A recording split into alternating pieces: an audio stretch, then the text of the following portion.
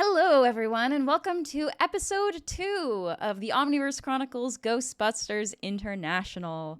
I'm Kim, and I am joined by just the best, funniest, greatest people. Go ahead and let's go around the proverbial table and have all of you introduce yourselves, please.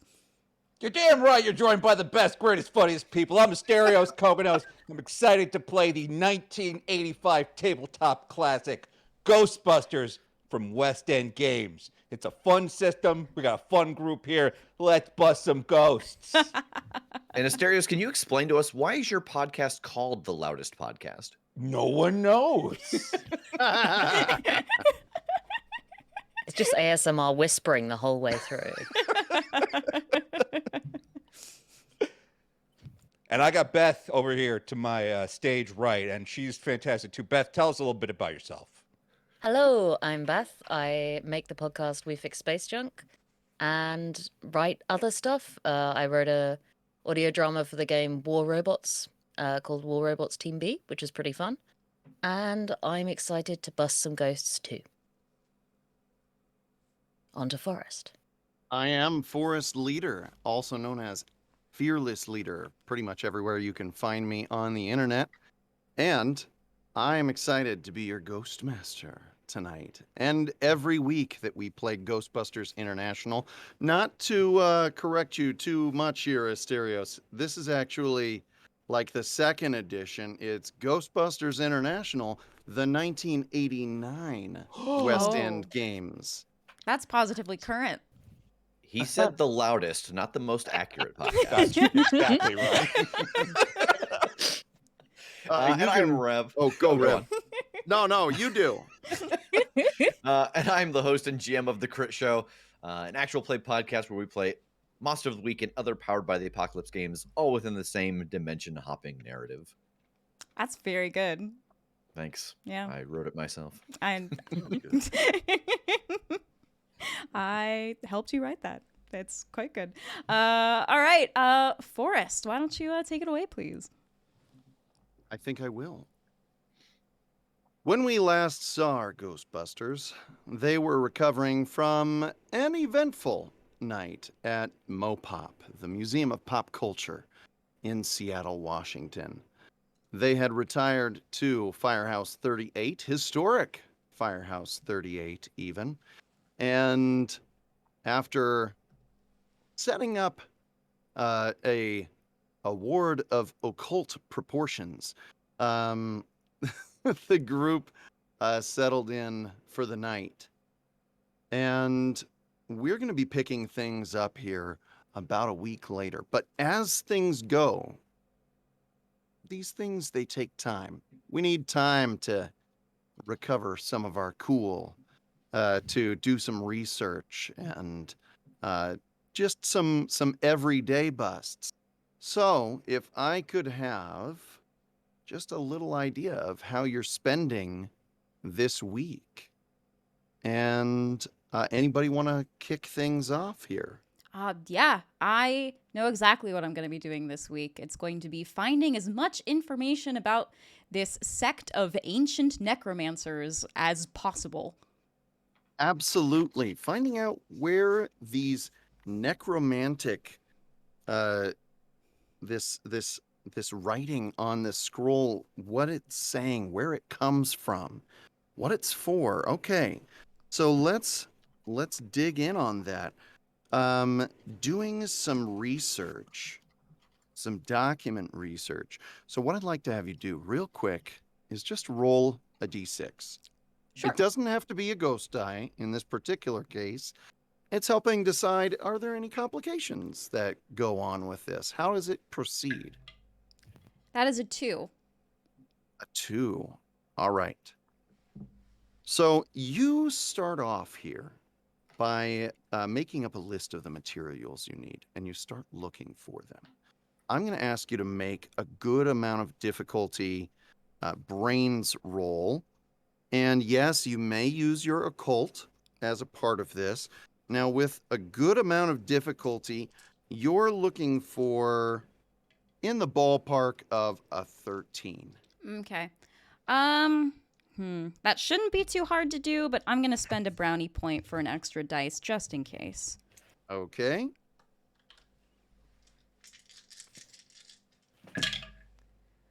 All right. Let's see.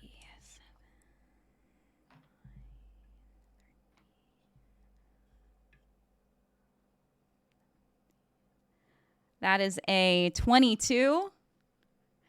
22. But All right. I did get a ghost though. Okay. All right. Mm-hmm. So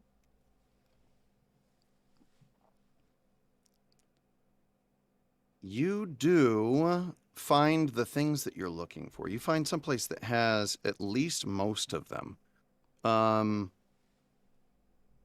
And so that's going to take us to this next step here. You do find, in fact, that there is a local occult shop where you have a good friend that runs the occult shop. Remind me what their name is. Oh, you're putting this on me, Forrest? I am. Oh, shared world building. Okay.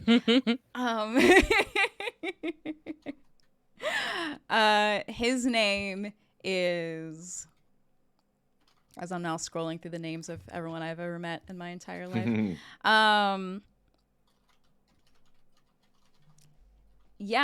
His name is Chuck. Chuck. Yep. Good guy. Yeah, Good he's a guy, good guy. Chuck. All right. So Chuck runs an occult bookstore, and it is, let's call it,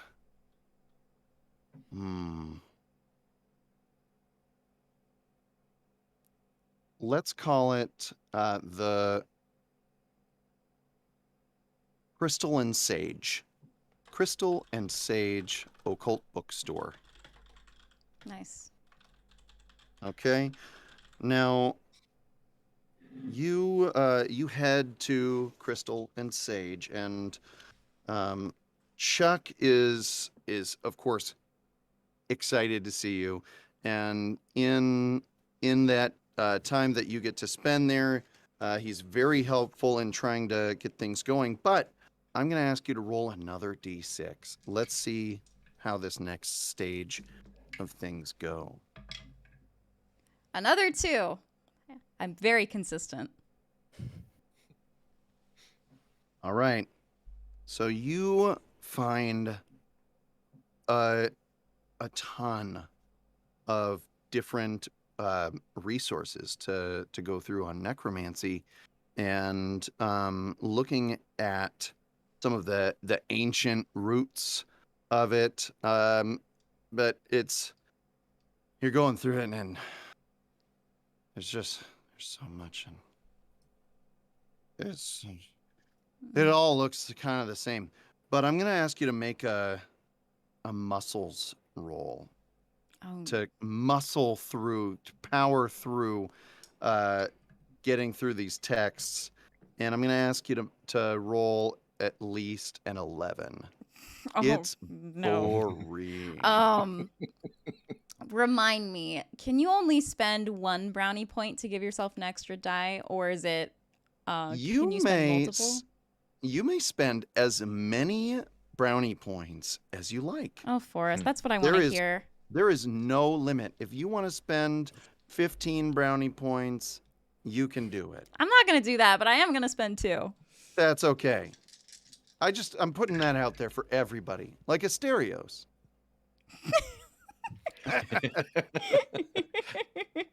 For those of you that maybe don't remember, Asterios was loath to spend a single brownie point last week. I need those things. Need those things. Want to get better. All right, Kim, what'd you get? That is a 14, no ghosts. 14. You managed to stay awake to get to the juicy stuff. Excellent. All right. And so that brings us to section C here. Roll a d6 one more time. That is a 4. All right, a 4. Everything fits. Okay. Everything is fitting together. You're finding that information that you need. Except there's something contradictory. There's a key piece of information that is going totally against everything else that you've got. And so I'm going to need you to make a pretty difficult roll here to see if you can sort through this to determine which part of this is correct. What is it that fits? So I'm gonna ask you for a roll of it's gonna be a roll of 18. And is this occult? It is brains. You're still working in the occult. Excellent. So yes, you get to use those occult dice. Okay. Since Kim has a talent for the occult, she gets to roll 3 extra dice anytime she's doing something that relates to that. Thank goodness. I still am going to spend another brownie point though, just to be safe. 1, 2, 3, 4, 5, 6, 7.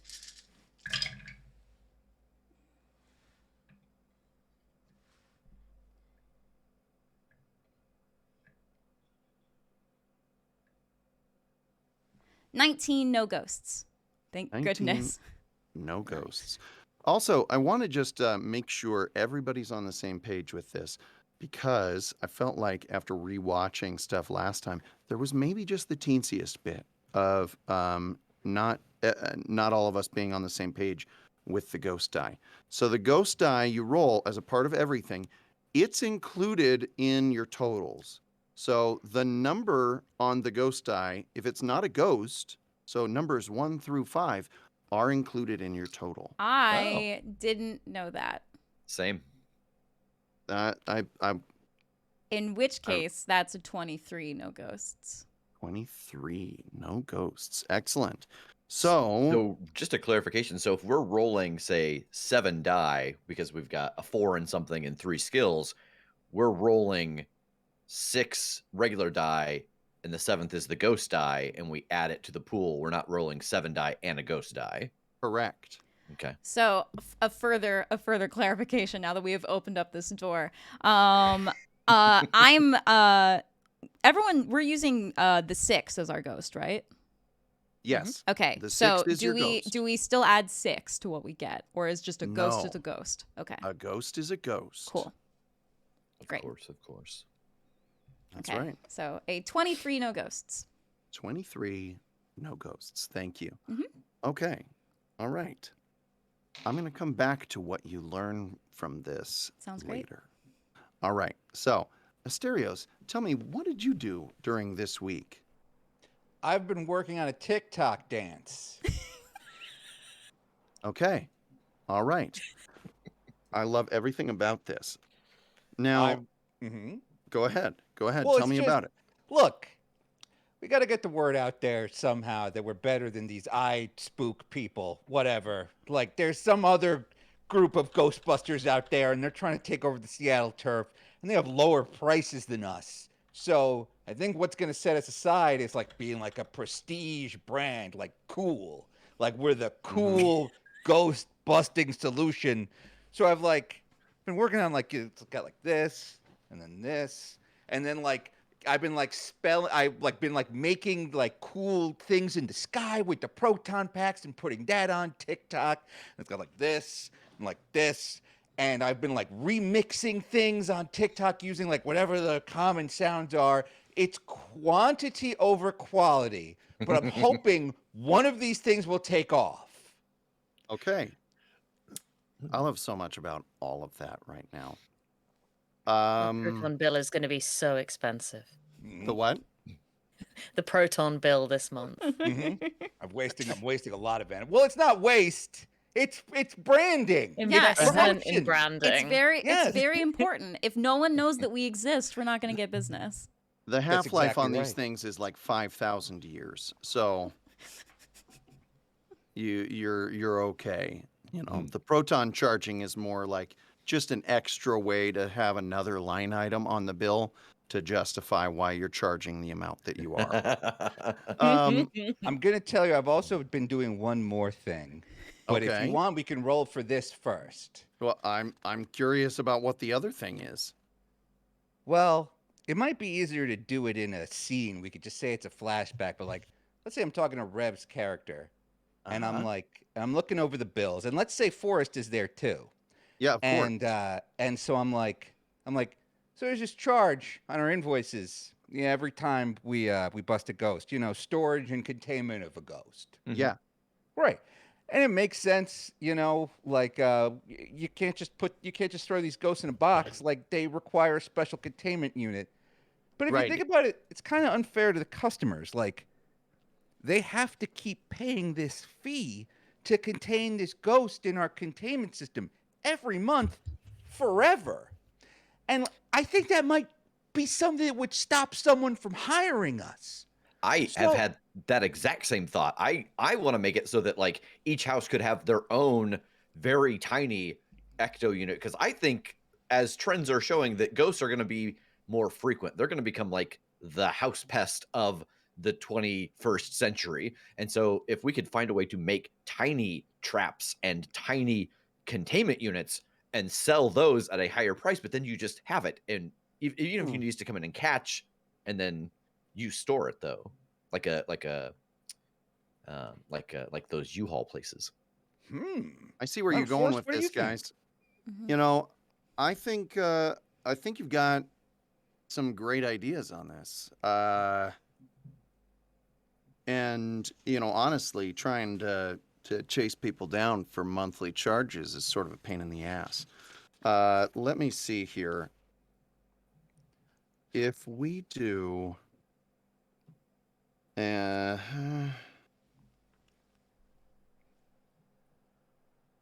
all right. Well, do So you here's what I'm thinking. Okay, sure. for now, okay. There is some stuff in the fine print in our franchise contract that says we can elect to do a one-time storage fee instead of doing a longer term kind of monthly charge for this kind of thing, and that could be something that might make it. Now it's a little bit spendier up front, but we could get things going here. At least there to say, hey, you have this option. We can do it. It's a low monthly fee to keep things going month after month and whatnot. So we don't have to because it costs us money to keep these things in there.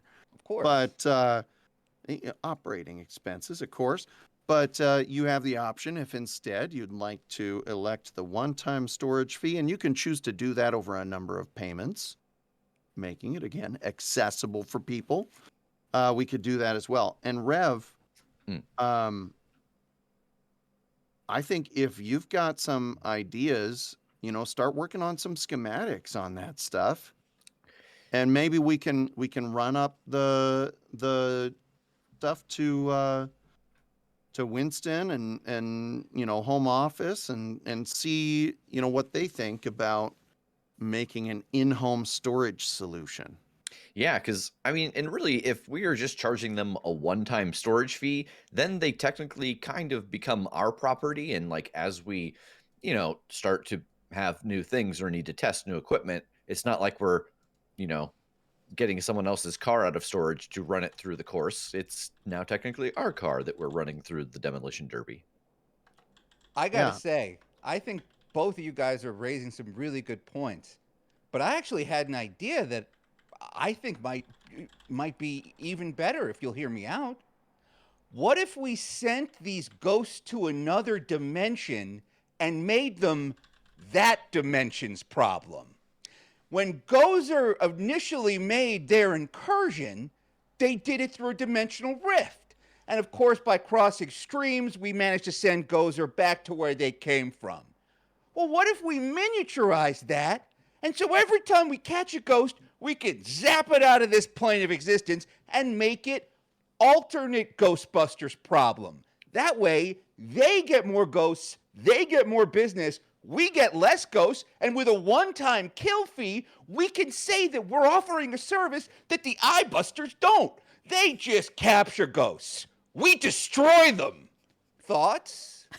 What are your thoughts on the way that alternate realities work? Is there an equal and opposite reaction in your head, or are we all individual strings of a different story? Because if you're having this thought, that means there's probably another Asterios having that thought. And if we let you go through with it, we might start getting other dimensions junk ghosts. Unless we beat that other Asterios to the punch. Maybe that other Asterios has a Rev who's right now thinking, yeah, let's make these ghosts other Rev's problem. And we got to beat that Rev too. And Forrest, what do you think alternate Forrest is up to? I think alternate Forrest is probably thinking that's dumb, just like this Forrest is. Let's not do that. I mean, I think you're great, Asterios. Mm-hmm. And I could see, if we were just all about the money only, Mm-hmm. then I would say, if we send them there and they send some other ones here, that's just more stuff Business for for us to everyone. clean up, and Yes. we're all making more money. Yes, However, profit. if the stuff in Oklahoma is anything to go off of here, Gozer, remember, came back, Mhm. and that was a problem. Mm-hmm. And Egon was working on that for 30 years before finally coming up with a way to contain a being of that magnitude. Mhm. So I'm at this place of if we're sending them out, one, there's nothing that says that crossing the streams works every time. Okay. Mhm. I believe in the handbook it says don't cross the streams. Mhm. I mean, they do tear holes in reality, and that's probably not a good thing to keep doing. Yeah, Like, we it don't want says- hundreds of tiny little holes in reality everywhere. Otherwise, like, all our sandwiches will fall through or something. Oh Thank you, gosh, Beth. it would be like the holes in the ozone layer. Like if we keep ripping holes Yeah. between dimensions, are we just going to start getting other dimensions bleeding through to this one? But you guys Does are Yeah, and the that's barrier probably not a between good this idea. world and the spiritual world thin? And then are we overrun with ghosts to a point Are where we there's no overrun possible with way? business? And you guys are thinking of these holes as a problem. Think of them like a diaper genie. You put the diaper in the genie, you spin it around, the diaper's gone. What if that's how you guys got to be thinking about this? I don't know, Kim. What do you, Kim? You got any thoughts on this? Looking up from my head in a book. I hear what you're saying, Asterios, but all of the reading that I've ever done about the occult is screaming at me that probably upsetting alternate dimensions, or exactly what Rev was thinking, that if we send those ghosts there, then it would be naive not to believe that we would then get junk ghosts from another dimension. It is cool to think about myself in another dimension, though. I hope she's doing great. I'm sure she Also, is. Ghost Peter is going to get so annoyed. Peter What? the Ghosts. As in PETA, but PATG. Oh, They will get Oh, yeah. really honest about this, and they keep sending us letters, and it's Peop- very confusing. people for the ethical treatment of spirits, Mm-hmm. Yeah. pedos. Yes, Yeah, yeah, yeah, yeah. yeah. Plus, I do get a feeling that Peacock would not go for that one. Yeah. Yeah. Remember, Peacock is the Paranormal Contracts Oversight Commission, and if we start saying, "Hey, we're going to send these to another dimension," I don't think that they're going to go for that. Asterios, I want to clarify one thing, just in case. I don't know if you're babysitting or anything, but when you put the dirty diaper in the diaper genie and you spin it, that poop doesn't vanish. Like it vanishes like line of sight, but it's still in Mhm. there. Well, yeah, if you think about it too hard, but they don't call it the diaper wrap up in another garbage bag, and then you put that second tighter garbage bag in the other garbage, and you take that garbage out to the bigger garbage outside. They call it the genie. But I hear what you guys are saying. The ideas off the table.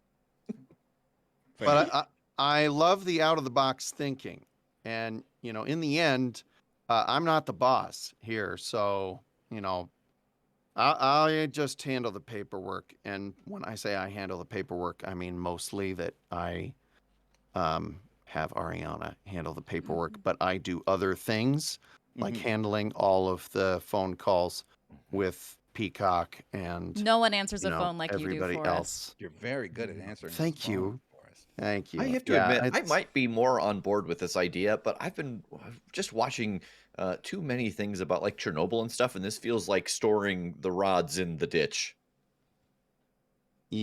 Yeah, that doesn't seem good. Plus, what happens if, let's say we get them in this tiny little pocket dimension or something like Mhm. that, and then we keep shoving them in there and shoving them in there, and then they pop out a super ghost. Right. Oh, yeah. Or Yeah, or like like have you ever seen a rat king? I love a You know, rat when all king. rats get like all tied Oh, together, except that it yeah, would be yeah. ghosts. a And ghost king. yeah, ghost I've heard king. about those Yeah. kind of things. That's in pretty like the, horrifying. yeah, okay. It's a I think British thing. yeah. No, We have a lot of rats. actually, my daughter watched that cartoon Hilda, and my son, both of them, and there was one in there, and it seemed like it was not super cool, and it had a No, lot. they're It really knew not. everybody's secrets. Okay, moving I wonder on. if we're making a ghost king inside of the containment unit. I hope so. I mean, that's one of the things I think about all the time. Is like, what happens if we lose power to the city? Well, Like it's got a obviously. separate. It's got a separate generator. We had to get the license for the uranium, so It was a pain in the ass. Mm-hmm. it's a Yeah. lot of uranium for quite a small item. Okay, so about that TikTok dance. Let's back to the main quest. Mm-hmm. All right, I'm gonna roll. Asterios, go ahead and roll a d6 for me. All right.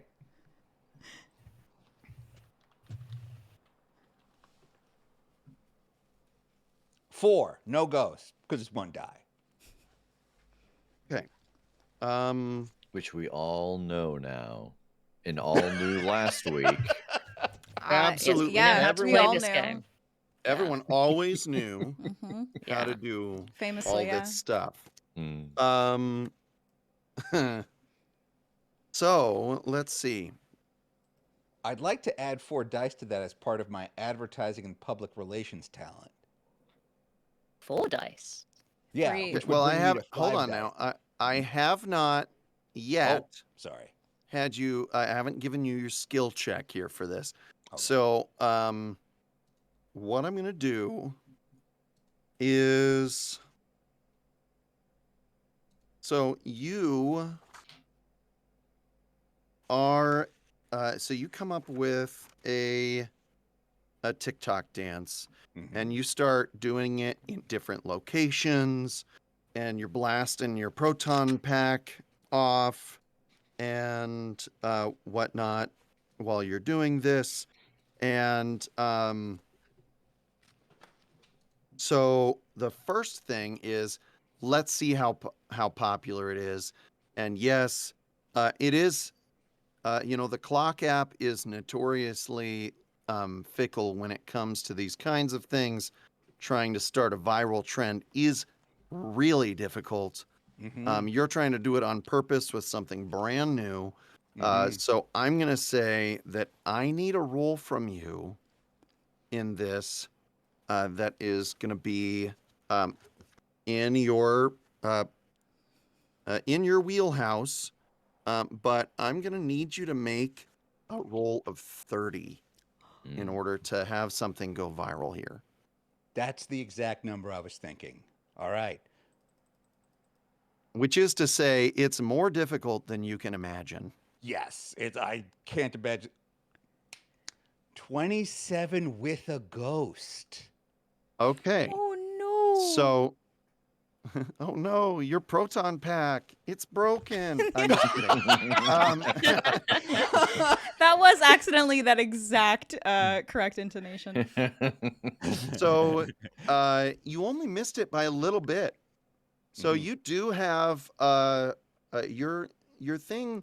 It's not quite into the viral, kind of realm, but it gets pretty popular. You get a couple on there that you're getting tens of thousands of views on your TikTok dance, and however, you are firing a proton pack out in public. And so, not having requested permits for that kind of thing, you do have you do get,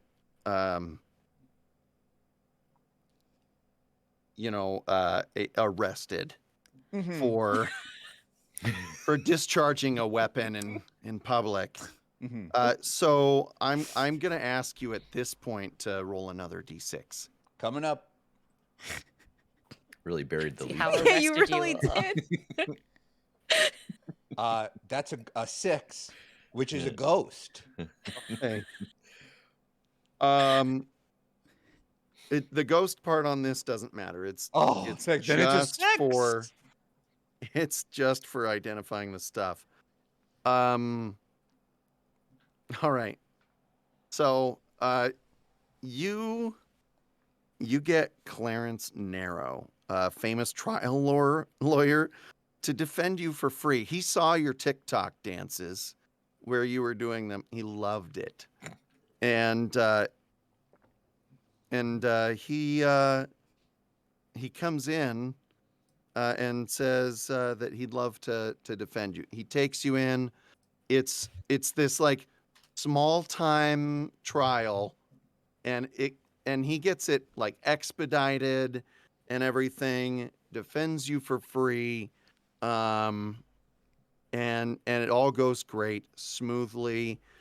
Gets you off on technicalities of you have permits for proton charging or proton pack usage and whatnot. You get the feeling, though, that he'll probably call on you for a favor sometime. Probably a really big favor. He can have 2. That's fantastic. Thank you, Clarence. This is a big deal. You guys are expensive. What if there's some ghosts you need busted or situations you need covered up, whatever it is, I'm here to help. I didn't hear you say anything like that And I didn't while say I was anything. around. Yep. But thank you, Asterios. It was a pleasure to help you with this, and of course, I know that you'll be there when I need you. You're damn right I will, Clarence. All right, I'm a busy man. I've got things to do. I'm gonna blow this popsicle stand. So that takes up Asterios' week. That was an eventful week. It was a very eventful week. It was. Beth, tell me about what you did during this week. So multiple showers. So many showers. Because I can smell ghosts and I got covered in ectoplasm, and that's just sulfur to me. Other people can't smell it anymore. I'm wearing like 4 kinds of aftershave, 3 different kinds of perfume. I'm not smelling okay, but I'm not smelling quite so bad. To everyone else, I'm just wearing aftershave and massive amounts of perfume. So apart from that, I've mostly been researching different crossbow bolts. Figuring out what kind of trick crossbow. I watched Hawkeye and was like, wait, I could do that. So now I'm trying to get crossbow bolts that will trap a ghost. At the moment, I've got one that's got like a little spinny blade on it that's completely impractical and doesn't fire anywhere. I think I'm probably going to have to do some research to get more.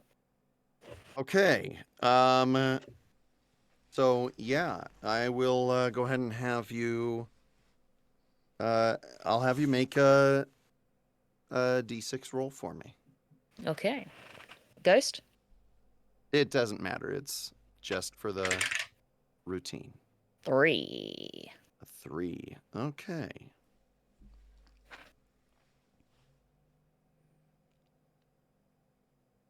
All right.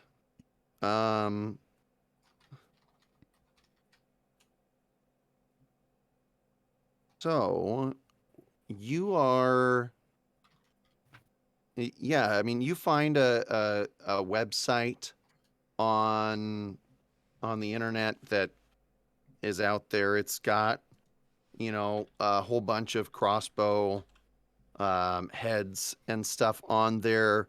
A lot of them look totally impractical. And but I'm going to have you go ahead and make a brains check for me. And let's see if you're able to find anything in there worth getting. And see if it tickles your fancy. No, that's a 5. Oh. A 5. Okay. Yeah. All I was right. thinking I'd speak to Rev about them as well. Okay, absolutely. You can do that. And all right. So you find a the only thing you can really find in there that seems like it's okay is you do find a crossbow fishing bolt that Ooh, it adds like a reel on, like that you can nice. attach to your crossbow kind of thing.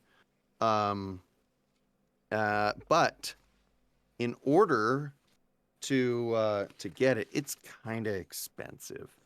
It's a tough place to get into this Yeah. this hobby of crossbow fishing. So you can get this stuff, but I'm gonna need for you to make a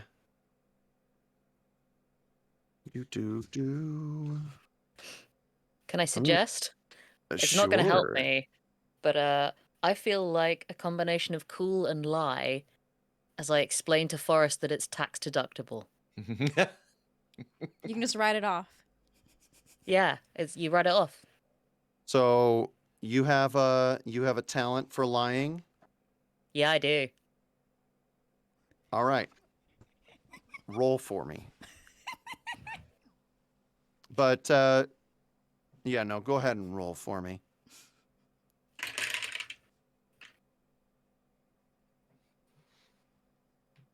That would be 13. No ghosts.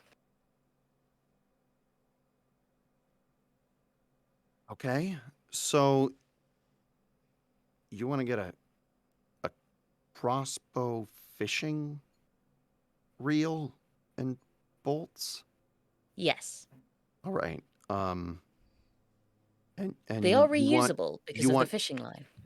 right. Right. And you want me to order them through the Yeah. company. Yes. Okay. Okay. I How are think you? they'd be very useful in the destruction of possessed objects. I think sort of the smaller. I forget which way it is, but class 1, 2. Are they low or high? Forget. Class 1 and class 2 are like not they're low kind of Cool. things, but they're usually I not feel yeah. physical. Oh, okay. I don't know. I did fight that suit of armor last week. I feel like something that allows me to sort of get into something, pull it, potentially attach it to something else, pull it towards Okay. a proton pack or a trap. Also, I figure Okay. Rev could probably hack it. I mean, these could be the first set, and then we can get Rev to work his magic, get some that have a connection to the proton packs. So we have a way of having a physical and also proton connection. Okay. Let me see. And yeah, tax deductible. Tax deductible. I'm pretty certain it's tax. I mean, like, because it's a business weaponry is expense. pretty. Yeah, it's a business expense. I mean, I'm not Yeah. going to go. I'm not actually looking to go fishing with these. This is for ghost busting. But if you wanted to, that you I could. mean, there are some lakes and rivers around here. There's I a did lot. used to go fishing a lot Okay. when I was a teenager, but I haven't really done it recently. Haven't done Okay. crossbow fishing. It does seem like quite fun, but yeah, no, that's But not that's the not what it's intention. for. No. Okay. Okay. All right. Okay. All right. I'll do it. You know, it's you all are franchisees on this, so you know, you can do that kind of thing. I'll put it into the business expenses here. And yeah. Okay. All right. I'll get those for you. Fantastic. Thanks. If you could pay for express shipping, that would be great. I know it's Oh, like another $10, but Because it would be okay. good to have them as soon as possible. They could be, otherwise, you know, All right. they could be stuck in the mail for quite a while. Yeah, it's been pretty crappy trying to get stuff shipped Yeah. lately. All right. Okay, I'm on it. I can get that done. Yeah, we'll get that. Thank you, ordered. Forrest. You bet, Beth. You got it. I'm on it. So Forrest gets those things ordered. And I'm definitely looking at fishing lakes on my phone. Absolutely. so yes, you are able to get those, and it is going to add just a little bit onto the debt that your franchise holds on What there. As debt? you, what's a debt? That's just money you pay back later. That's money you have now. It's fine. That's right. It's stuff you have now. You don't have to worry about paying for it until later when someone else bugs you about it. Yeah. So, I mean, I could be dead by then. It's fine. right. Live your best life. Okay. Live your best. Rev, tell me about your week. Okay, so I had a thought of what I was going to do, but Beth has just changed my mind. So I'm going to assume that Beth has talked to me about this. And She said she did. So, yeah. Mhm. So what I'm going to spend my week doing, tell me if this tracks. We have Beth's crossbow. Yeah. And she has a bolt that she can shoot off of it that's got a thing on it so she can reel it back in. Yeah. We have proton pistols that do not have the ability to snare something and drag it back. Right. I want to take apart her pistol and build it onto her crossbow so the beam from the pistol joins the bolt so that she can blast it and then the hook will go in, and then using what I learned last week, it gives off a little pulse once it's inside to basically solidify inside the ghost so she can then reel it in. Okay. I love it. That sounds pretty complicated. It is, but not for a man of weird science. If Right. we've learned It's- anything from the crit show, it's that if as long as you say it and then justify it with weird science, the science checks out. Science. I mean, you checks can out. spend 20 brownie points to get like lots. A ton of so- dice, yeah. Yeah. Okay. I totally understand if I need to do this in steps, but that's the end product. Okay. Is essentially using kind of what we described last week as the bosun dart as a pulse inside of the head of the arrow to kind of sink it inside of the incorporeal ghost, so then she can then reel it in. So you're trying to figure out how to make a bosun bolt, Yeah. but you're also trying to figure out how to make the bolt. It's getting have its power from the properties- pistol. Have the properties of a containment stream. Yes. I feel like it'll also probably involve quite a lot of timing when it's used, because I'd need to make sure that the proton pistol beam goes off at the right time to hit it at the right point in the ghost. Yeah. Okay. So I will allow you to begin working on this. Okay. Research for creating weird science, new kinds of technologies. It takes time.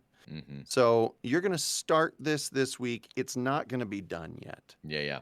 Because I think this ultimately is kind of a stepping stone towards my idea of if we had something that was handheld that could do both, that's something we Yeah. could sell to the public.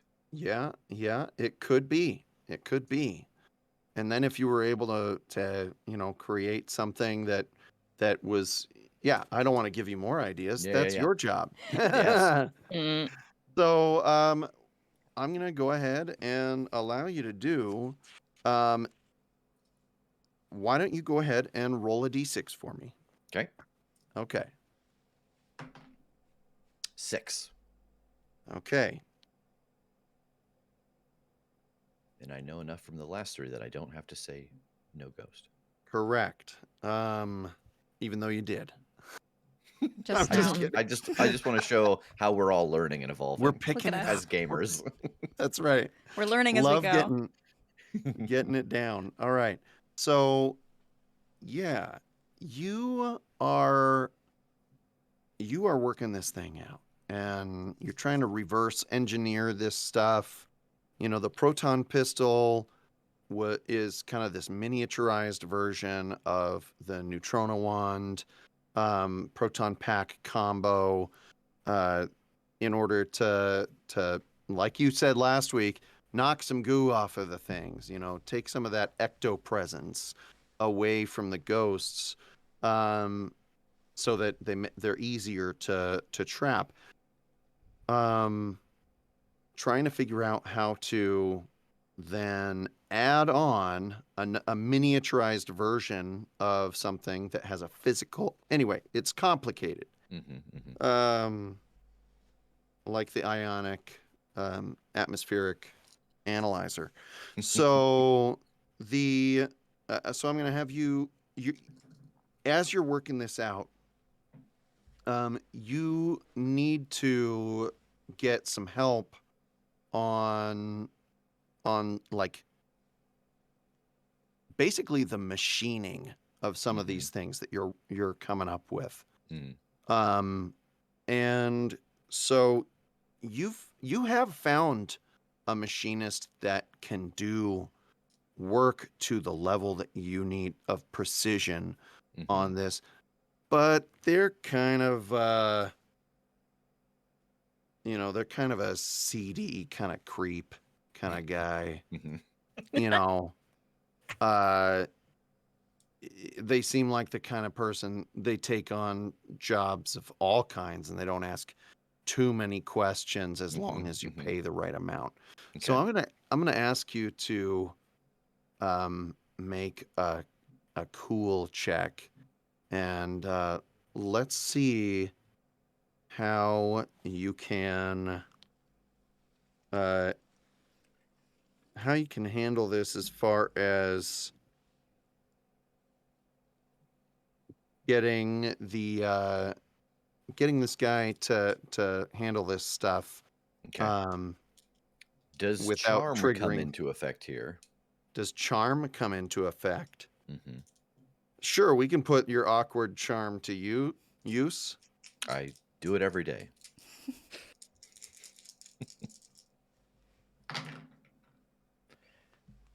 I 19. Okay. Oh, I'm sorry. That's okay. You totaled it up. I hadn't given you a total or a target number, so you didn't know if you needed to use any spend brownie bounty points. points So I'm too. gonna go ahead and just say 19 is a pretty solid roll on there as far as things go. You're looking at that's a whole lot of difficulty on the universal how much scale. So I'm gonna say, yeah, you're able to get things handled. And what's this this creeper's name though? I didn't get that from you. I had a name for a job man until you start describing him as creepy. I was like, well, I don't want to Well, name it. I gotta walk that one back. Yeah. You were like, I know a guy. No, I don't want to put that. Yeah. His name is Nathaniel. Nathaniel. Mhm. Yeah. Strong name. Yeah. Um, Nathaniel Lane. Nathaniel. No, I don't think we'll use that one. There's you Too know, close to. too close to. Yeah. Let's say Nathaniel. Uh, Halfway. Yeah, doesn't matter what you pick; they're gonna exist somewhere in the world. Yeah. Let, You've done let's. this. Yeah. Nathaniel Nathanielson. Let's call him Nathaniel Brockenheimer.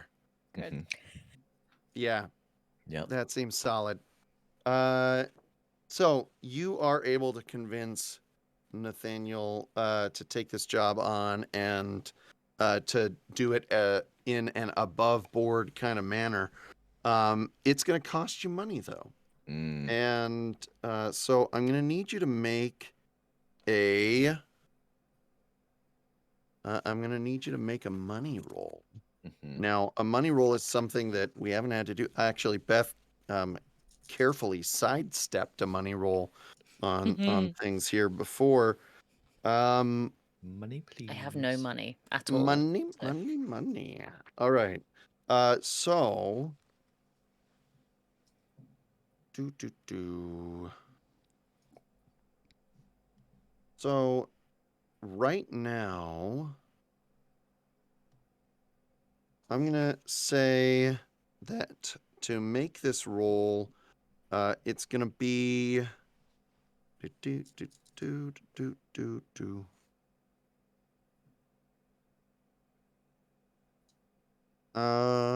You'll need to use a brains or cool on it, and that it's gonna be a roll of 15 or better.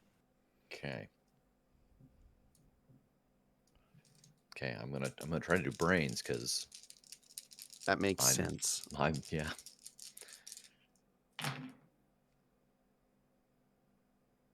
Uh, 17. No ghost. All right, you made it. I almost didn't So add that ghost die. Gotta remember. all right, so I'm gonna start a tracker here on this, or actually, I'll make you start a tracker on this. We're gonna have this will be a routine that we'll have. It's gonna take.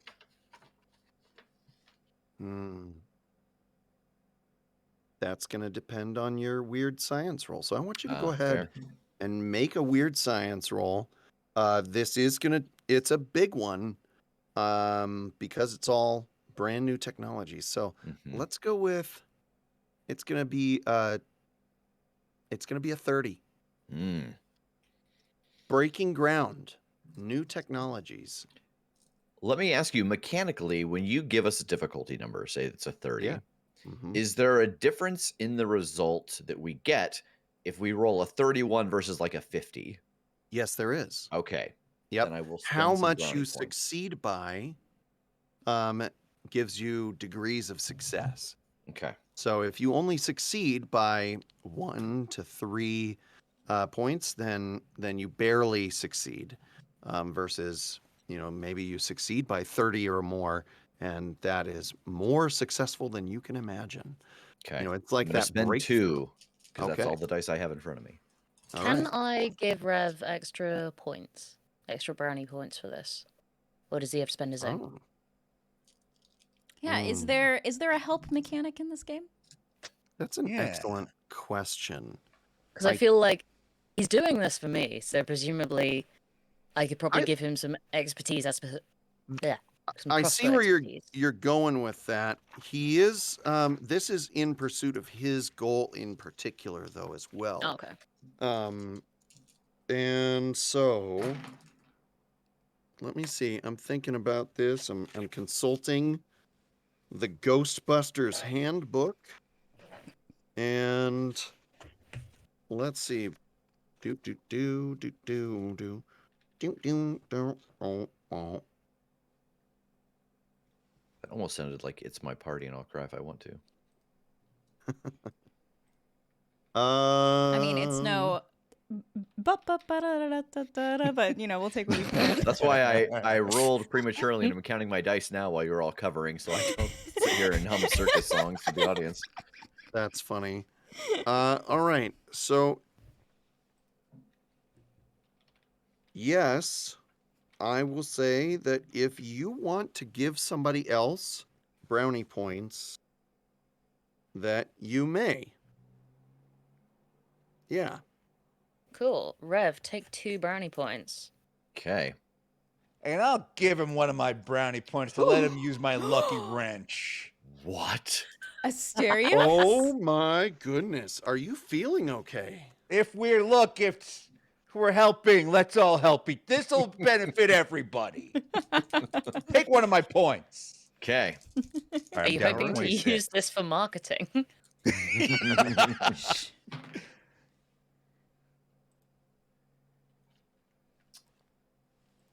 51. Yes. That's pretty Nice. cool. On those bonus dice, I got a 6, a 5, and a 4. Good job. All And right. no ghosts? Nope, no ghost. I got a 5 on my ghost die. Oh, thank God. All right. That's about as good as you can possibly hope for on this. Okay. That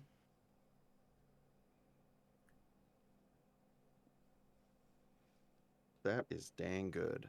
Dang good. All right. I'm going to say with a roll like that, you have some breakthroughs in this first week. And you're going to cut the amount of time that it was going to take you to do it in half. Mm. So, as long as you don't have any major setbacks here, Mm-hmm. I think you probably are only going to need one more week to figure it out. Okay. Nice. That's a big roll. That's a big roll. Okay. I was going to start a tracker, but I'm just going to write down 1 Yeah. week question mark. Next time. I was ready for grids and check marks. And... Right? Listen, I've been thinking about this since I moved from Chicago to All here, right. so it makes sense that it was a good roll. There you go. There you go. All right. It was just that Beth gave me the piece that I was missing to connect a bunch of dots. She said just the right thing, and it inspired you. And then Asterios was like, "Did you see my TikTok dance?" And he was doing some like whipping it around the proton pack. And it was like the way he was doing this made me realize that if it could explode inside of the ghost, it would get their claws into it. Right. Yeah. It's like a ghost grappler or something. I don't know. You're still working on it, but there's something that's there. Okay. Okay. So 51. So there we go. And I'm going to bring it back to Kim because Kim has been doing research all week. The most interesting montage. I have the punch out NES game like dun da da da da da. Everyone else, like She's like- Asterios, is doing dances and shooting a proton pack into the sky and then getting arrested. And Rev is like doing science and like we see all these like flashes of light as he's like like right on a chalkboard and tinkering with a gun, and Beth is firing her crossbow, and then also just like a lovely scene of her at like a lake fishing with the crossbow. It's really pastoral. And then in the midst of all this, we keep cutting back to Kim, who is reading and still reading and reading Yep. again.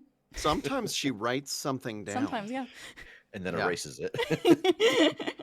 Throwing paper into the trash. There's papers all around her. The bit where Beth just shoots a book. Okay. so after a week of research, Mhm. and digging in on these things, um, Kim, you find that the language that these are written in, it's like a type of cuneiform. Um, it's ancient, and the formation of the stuff. Now, you don't like read these languages, so that's part of the thing here, is that you're constantly having to go and like look for like this symbol, and it's in this language, and you're calling up you know, professors of ancient language at Mhm. like Miskatonic University and such, and you're all over the place here. um and there's some of the stuff that seems like it's maybe like it's in the Akkadian period. uh Definitely it's got some ties with Sumeria, and and it's but you keep coming back to, uh you think that these necromantic um passages here, that they might be some kind of Hittite, um like, and that was part of the thing, like the contrasting. You had these contradictory things going on, and you're going, is it Sumerian? Is it Hittite? And you think, you're pretty confident that you're looking at some kind of like Hittite um, spell of some kind. Now, you don't think that you could cast this spell or anything, but that this is some kind of Hittite markings and whatnot that they seem to be some kind of almost like a lightning rod for ghostly activity. So you feel like it's something that's gonna like summon ghosts to the places where this kind of scroll is found. And so yeah, that's kind of what we got here. There are some references to some of the deities of the Hittites, of which there are thousands, or something like that. It's a ton.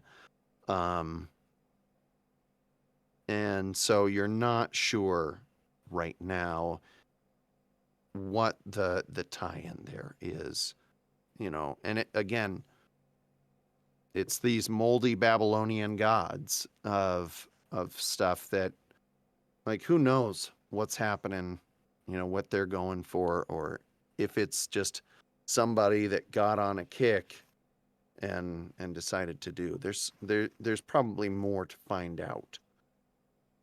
So there we go.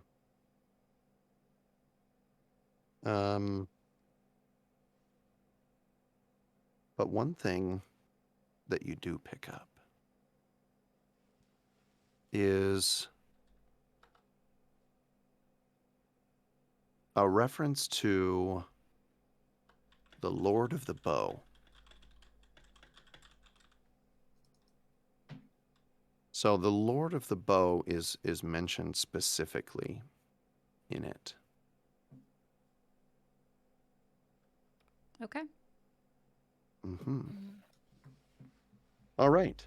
And with that, that brings us up to where we are a week later. And I will also add that during this week, you did see a little bit of a little feature on the events at Mopop. Some of the footage from what was going on there.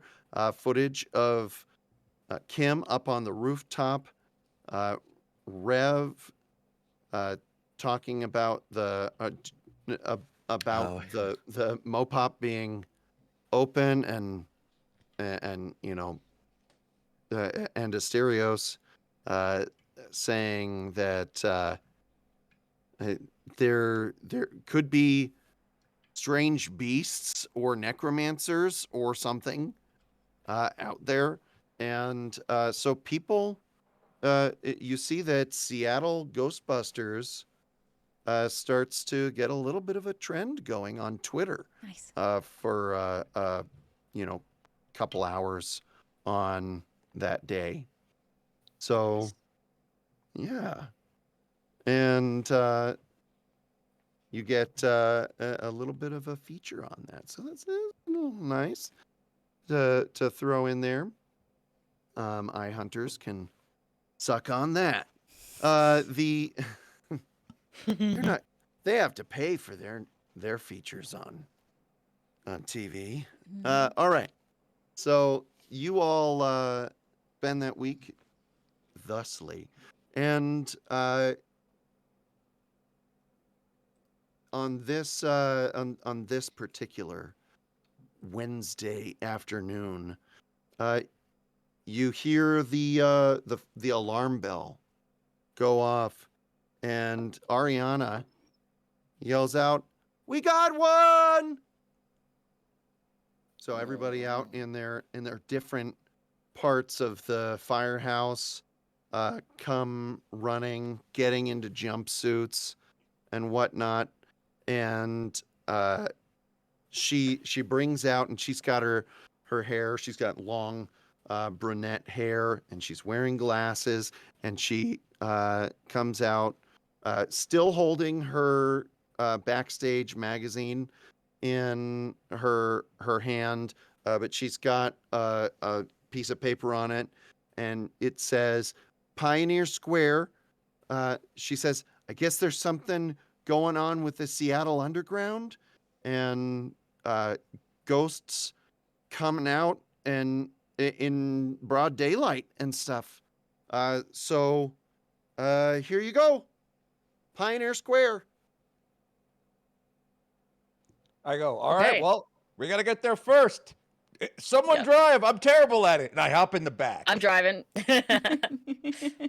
I'm the nominated driver in that I have a skill. Yeah. Yeah, I tend to drive. I drive too fast, but very accurately. You've got that curiously foreign siren going on. Where? And my curiously foreign driving as well, because I learned to drive in Exactly. Britain. You keep drifting The other side of the over, road. Yeah. drifting over, but you got the lights and siren going, so they swerve a little bit to Yeah. give you room It's as you're going, flying up and down hills and the like. I sometimes get all four wheels off the ground. It's great. Go ahead, and I want you to make a driving check for yeah. me, Okay. which is going to be a moves check. Do you have a talent for driving? Yeah, I do. All right, make the roll. It's not terrible as far like you're not in like a car chase or anything, and it's daylight. So I'm gonna say that I just need like a 12 on this. That's a 50. 15.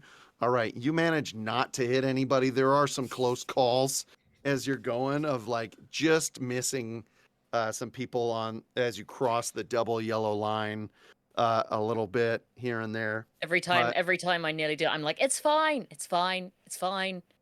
It is not fine, but I keep saying it.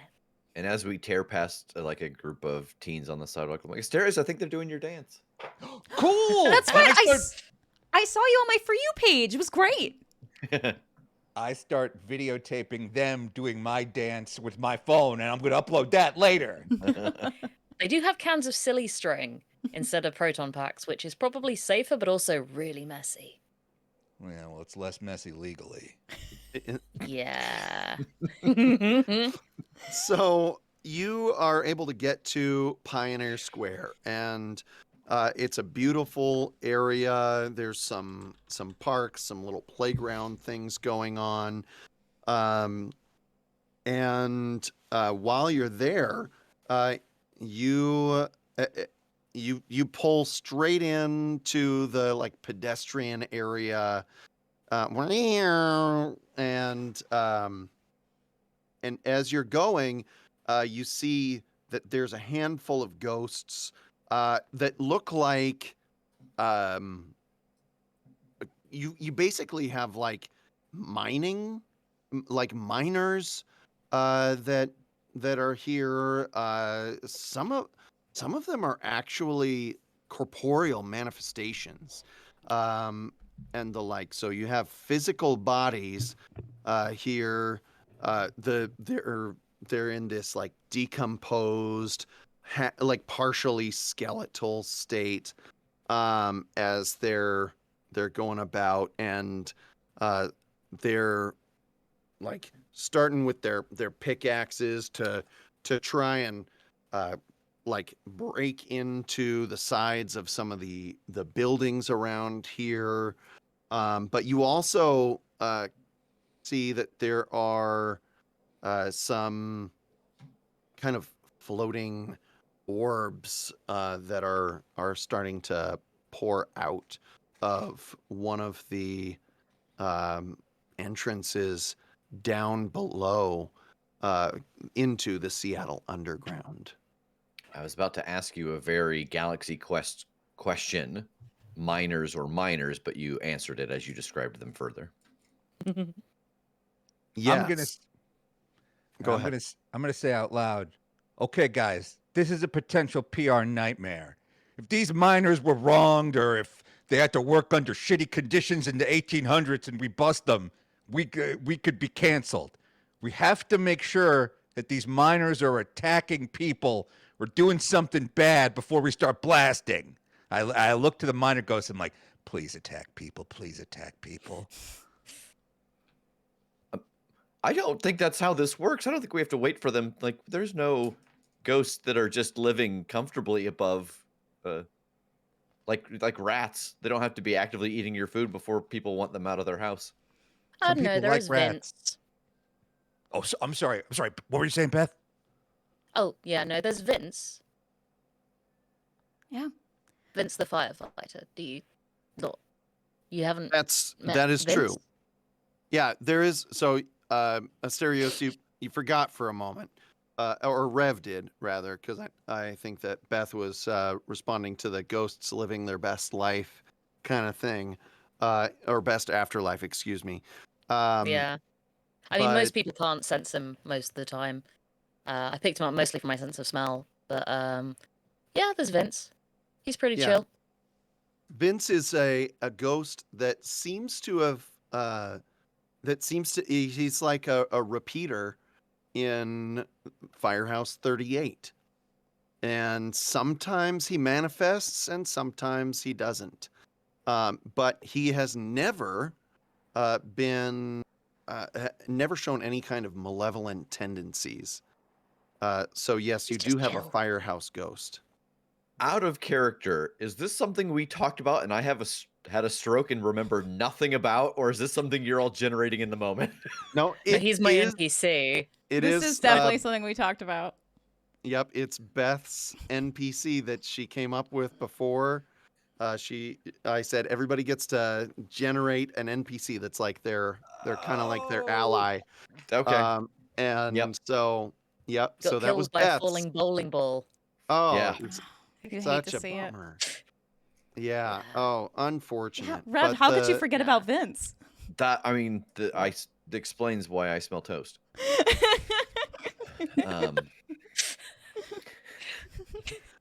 So Sorry, just derailing everything with Vince. Vince does occasionally like poltergeist some things around. And It was like, oh no, I'm in the alternate universe. So, Rev, you have had tools move to different Mhm. parts of your work area and such. But yeah, it's never been too much of an inconvenience. Okay. Okay. And he always leaves tea bags in the sink, despite the fact I've never seen him drinking tea. It's weird. Hmm. Yeah. All right. So, however, let's see.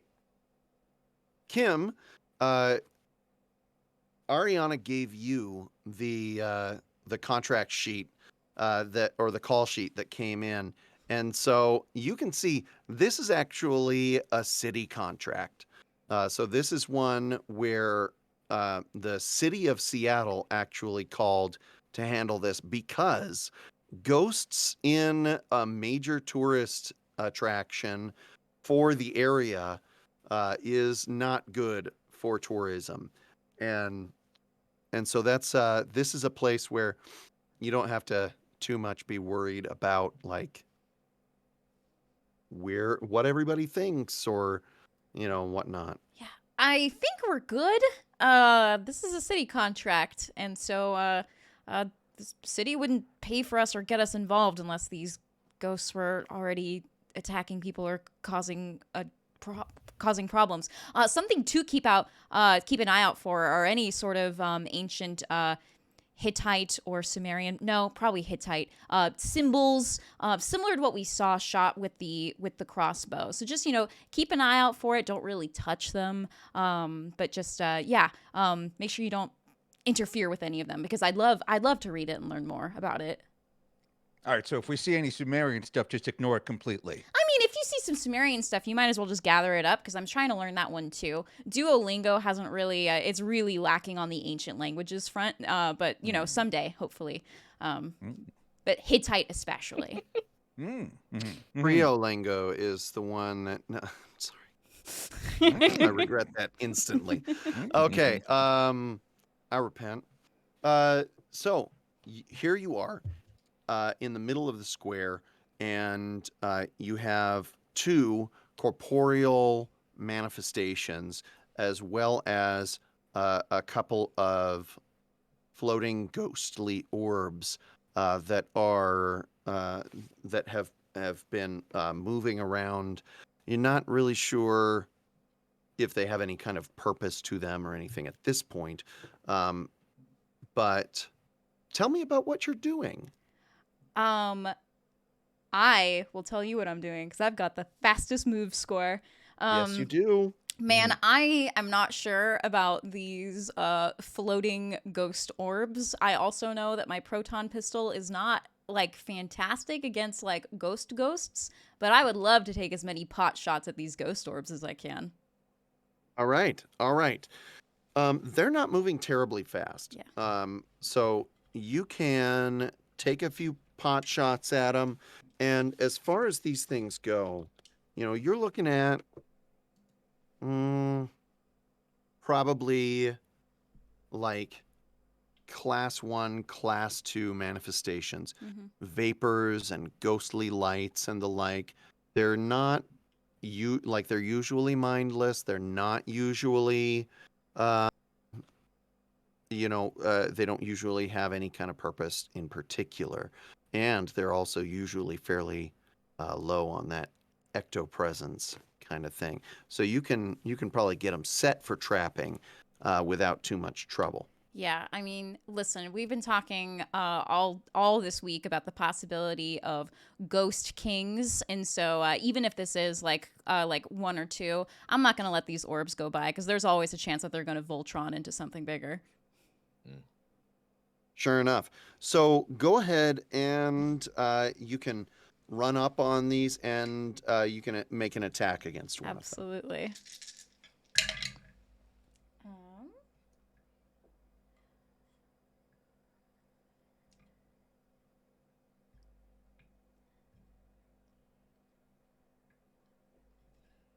That's a 20. No ghost. Okay, with a 20, you absolutely are able to, like, take a shot at this thing. You blast this glowing blue kind of uh, this glowing blue orb that sometimes it's like pulsating in light, and sometimes it's opaque, and sometimes you can see through it. But you take a blast at it, and that opacity dims. You can tell this is not going to be one that you have to wait on. You can take this thing down if somebody throws a trap out for it. Fantastic. And that is going to take us to, and I apologize, all this time I'm going, where is my sheet for tracking stuff? Here it is. So that takes us to, I think, Beth, you have the next moves? I think Rev Or is does. it Rev? Rev does. Yeah. Okay. Yeah. All right, Rev, what do we got? What are you doing? Yeah, so I will do just that. I'm gonna get a trap out and Okay. kick it over in Kim's direction. Go ahead and make a moves check for me on getting this trap out.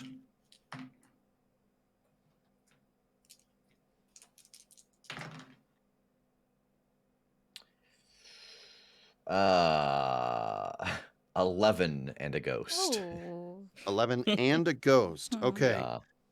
So you're able to, as you run up on these things and you get your trap out, and you send that thing rolling. You hit it on the ground. You kick it over to the spot, but when it does, it catches a rock at the end. Clunk, falls over on its side. Oh, not again. You've got to get bigger wheels on these things. All right, and let's see. Anything else you'd like to do? I will let you do something else here if you'd like. I will unholster my wand so that it's ready. Absolutely. You get that Neutrona wand out and start taking a look at what things are going on around here. Okay, and then that brings us to, I think, that's going to bring us to Beth on Yeah. here. Cool. So What you doing, Beth? these guys are corporeal. I Yeah. get to use an axe. Yeah, I'm just gonna leg it towards the nearest miner and swing at them with an axe. Okay. All right. Go for Is it. it muscle? It is. Hang on. Actually. Do. Yeah, you can do your brawl on this, I believe is what we Yeah. had said. Now, I realized also, again, just seeing the things that I forget. If you hit on these things, because you're using an axe, your axe actually has a bonus die to hit. Ooh. And it adds 3 bonus dice for damage. Mm. So Insane. if you Okay. hit, it does extra because axe. Cool. I need to write that down, but I'll do that. So I've got my 3 for brawling. Have I got 5 for muscles? Is that part of this? I believe brawl is a muscles talent, isn't it? Yeah. Cool. So that's, and then another one for the axe. Although, hang on. Oh. Do, Oh, yeah. do. Remembering things to do for the combats because I'm super good at this stuff. All right. So, if only it were true. No, I am. I'm good at this. Really. Seriously. You can tell because I'm doing it. Okay. Hand to hand. So yes, you can use muscles, and then you increase it based on your bonus dice. So muscles plus brawl for your talent, and plus your damage if you hit. So in this case, you're dealing with these corporeal beings, and you have the chance to do so. So you are going to need, let's call it an 8 to hit. It's not a ton to hit. You're right in hand-to-hand combat range. You're not Cool. trying to throw it. So Okay. what are we doing? Rolling a lot of dice. Cool. So, got.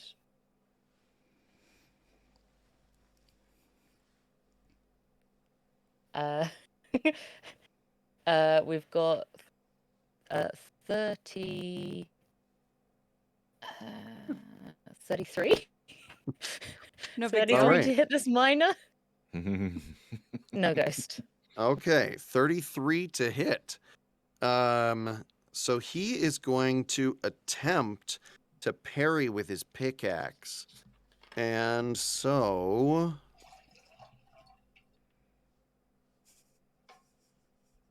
he's going to roll to try and block it. It's not going to work, obviously. And that was a no ghost, no, this you picks said, are strong. correct? Yeah, no ghost. Okay. Okay, so a 16. So he's this ghost is not able to, to turn your axe aside. But because he had a 16, that's going to be the new like difficulty marker as far as like your levels of success. But you can roll your additional 3 dice for your damage, and let's see what Cool. that total comes Oh to. my goodness. Is that with a ghost? No, Cool. it's not with a ghost because you already rolled the ghost die. 16. These are bonus dice. Ooh. 16 on top of the 33 is 49. All right.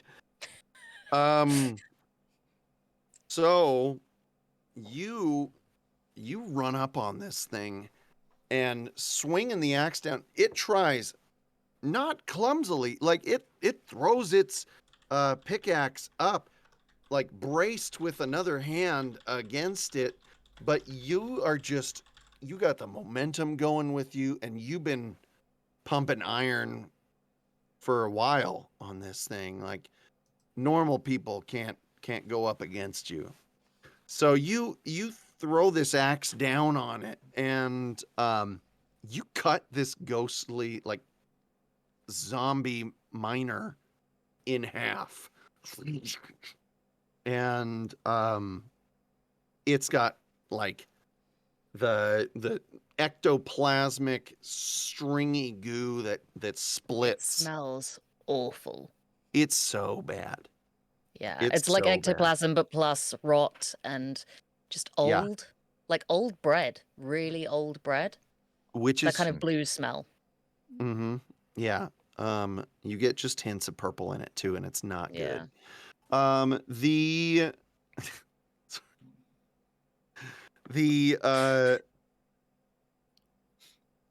But at this point, the miner that was next to him is gonna get to take a shot at you. Okay. And it is going to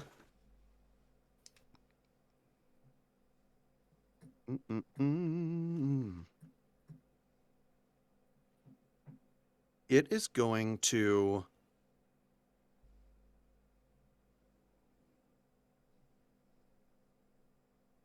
look over at you, and like it's gonna open up its jaw, like distended jaw, extra wide, and it screams out at you, and it's going to use its terrorize ability. Okay. So with that, you're going to need to try and resist that. Okay. So it's going to be Composure? it's going to be a composure check on that. Now, for those who are watching, composure is not in the book. It is an additional trait that I added because in the original version of the game, so it's homebrewed.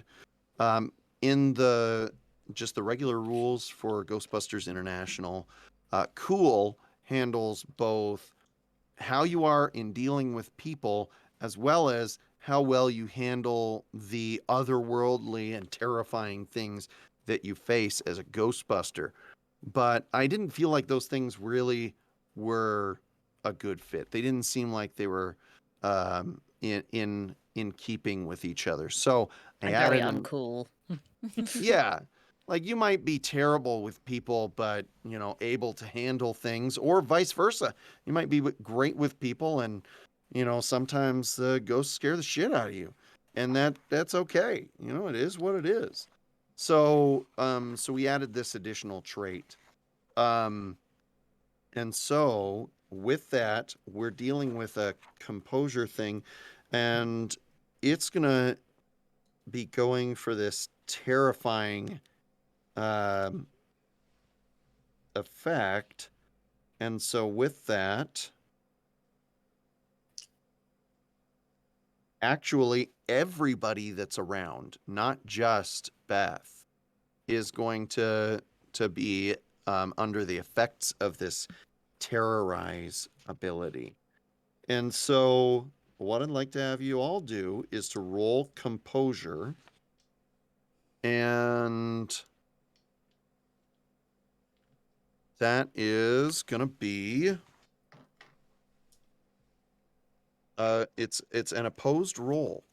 So everybody go ahead and you can roll your composure on this, and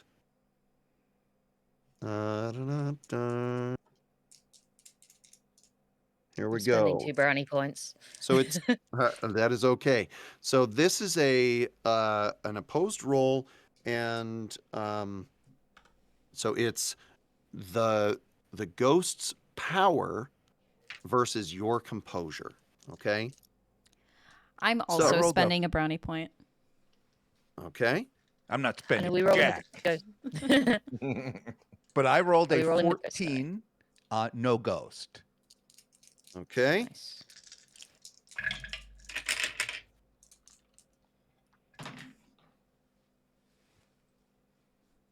So I 18. got 14, an 18, 7. Ooh. a 7, 11. and an 11. As it happens, I'm embarrassed by this roll because I rolled 3 1s. So This doesn't have brownie points. the difficulty on this, actually, I have given to me by the writers of the rulebook. I have 1,000,000 brownie points to do what I please with, but Mm. I don't feel like it. It's so funny. It's got like, here's a little check for 1,000,000 brownie points for the Ghost Master. Anyway, so it rolled a 6. So Oh my everybody succeeded. I had no business succeeding on that. So wrong. I'm upset by this. Hmm. I got just screamed back in his face. 3 2s and a 1 on my ghost die. Okay. So disappointing. All right. So you you're able to resist this. It's like Kim, you're like, whoa, that was surprising, but it's like no biggie. It was like a jump scare kind of thing. Everybody else it's like this is all in a day's work kind of feel for you. And so yeah, Beth, you scream back at it, and People skill. people skills. Hmm. Yeah, and because it did that ability, you don't have to worry about it trying to do any additional attacks against you. However, It does that. You scream back at it, and the thing turns and runs for the stairs that lead down into the Seattle Underground. And that's going to take us to Asterios. All right. I'm going to pull out my PKE meter, and I want to see if there is another one of those scrolls around here. So I want to take it to the device and see, and grab a reading of the ghosts around me, grab a reading of the little dots, the portals, these corporeal and incorporeal ghosts, get a baseline for them, and then look Okay. for a spike. Okay. Go ahead and make a brains check. You got And it. no, you don't get to use your public relations on this one.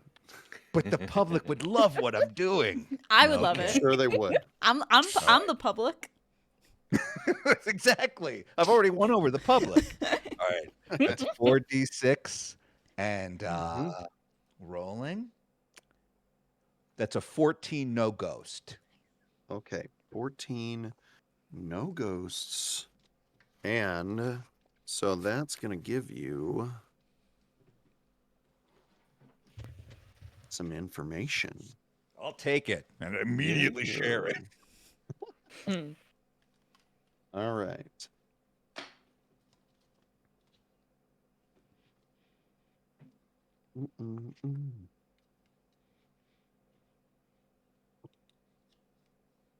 So, there it is.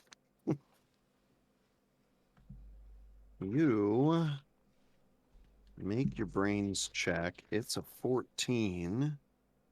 And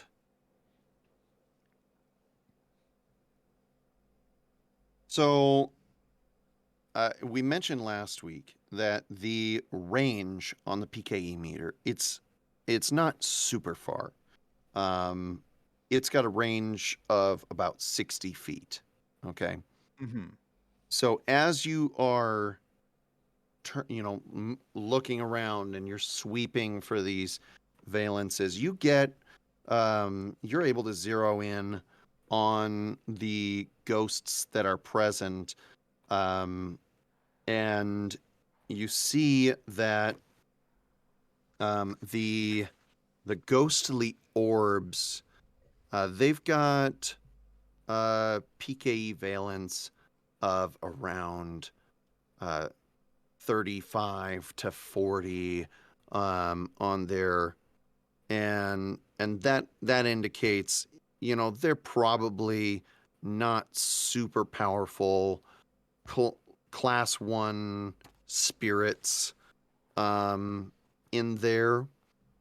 Although in looking at the one that Kim had hit with her proton pistol, you notice that one in particular, it's got a PKE valence of around like 10 or so.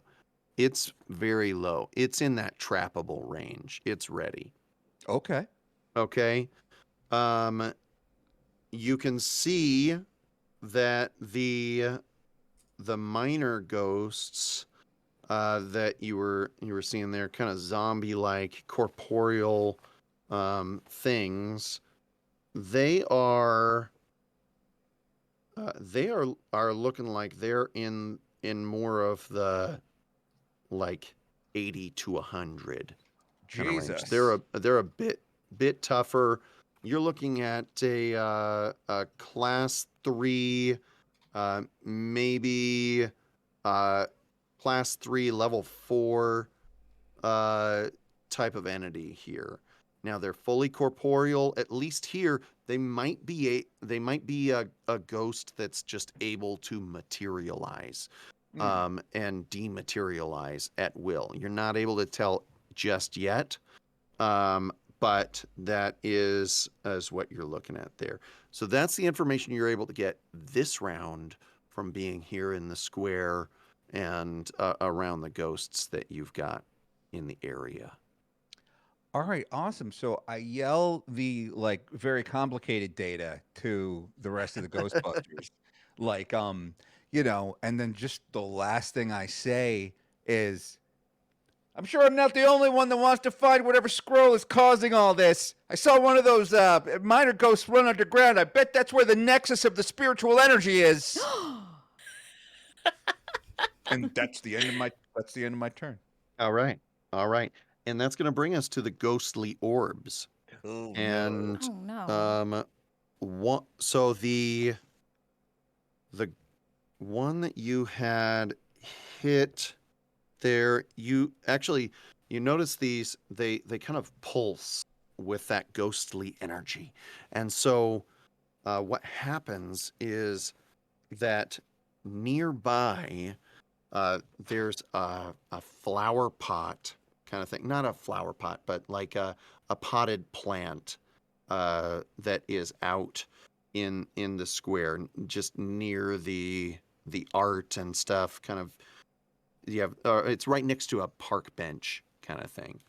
And so this potted plant, a small like potted tree, is lifted up into the air, and as these things pulse, and the it goes flying, and it goes shooting towards Kim. It's rude. And yeah, I know, right? How dare they? Mhm. And so it's going to make a roll here. I would love to try to dodge it. Well, that makes sense. Yeah. Mm-hmm. I mean, if you're gonna, talk sense here, I guess. Human beings do hate pain. Yeah, exactly. Okay. No one hates it okay. more than me. Yeah. All right. So go ahead and make your dodge roll. Okay.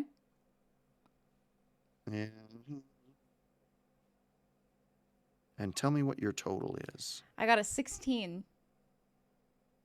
Okay, 16. No ghost. Mm-hmm.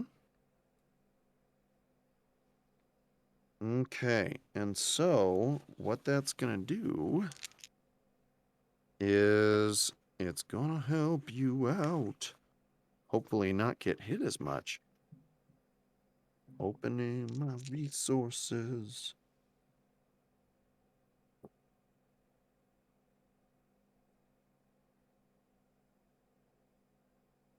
And what do we got here? What do we got?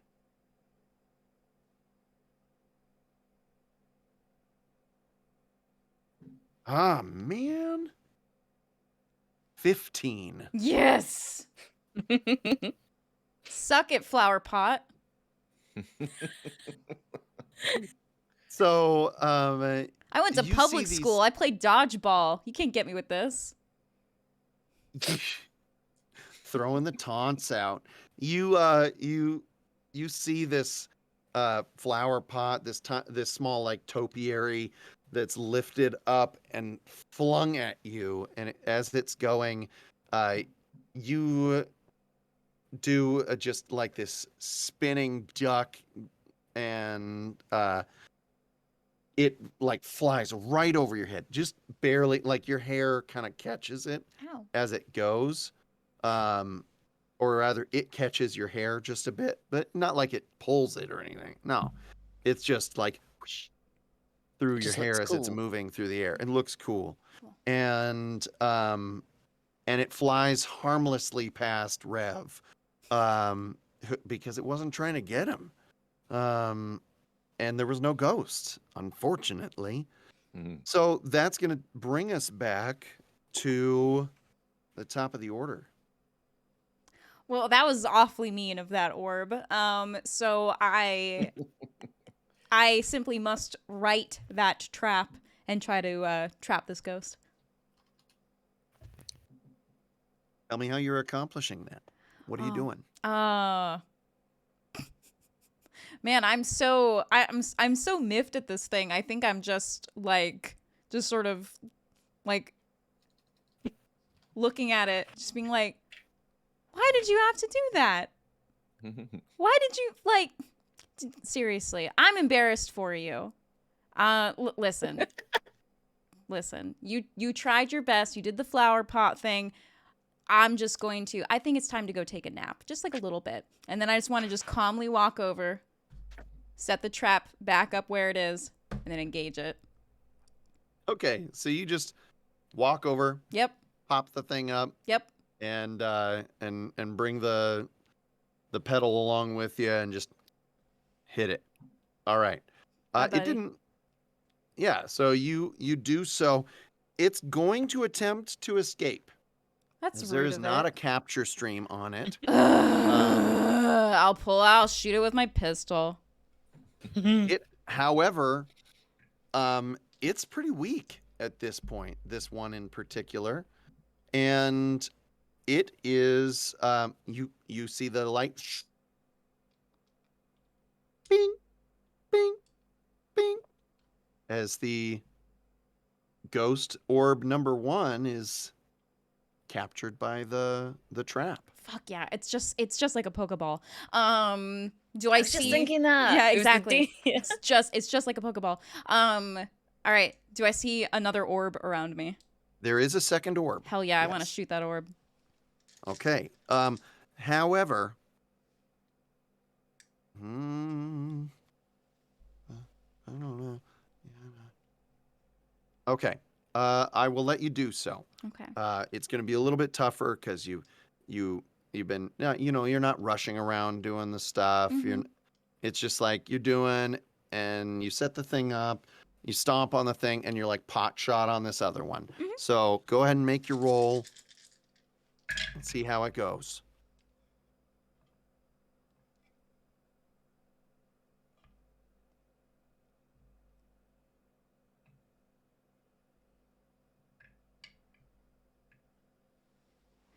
$28. No ghosts. 28, no ghosts. Okay. It's going to attempt to dodge. It doesn't have a ton of stuff here in order to do so, but see if it can reduce the amount by which you get it. So it gets a 10 versus your 28. That's still enough. This thing is looking pretty dim. Yes. After you hit it here. And yeah, so there you go. There you go. These ghostly orbs, they're not real big on the ectopresence.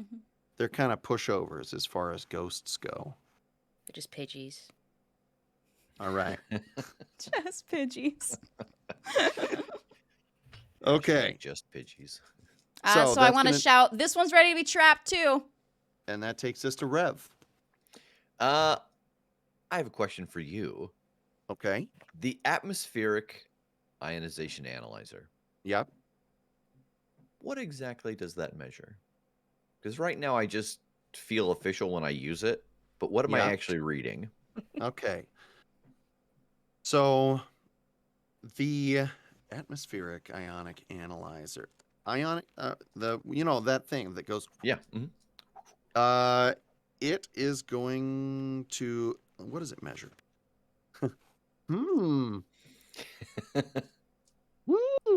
Atmospheric ions. Yeah. Upbeat. It's measuring ions, the ionization In the of atmosphere. the atmosphere. Yeah. And while you're doing that complicated process, let's see. This atmosphere has so many It's ions used- in it. So it samples ionized traces left by PKE activity, can be used to date paranormal occurrences.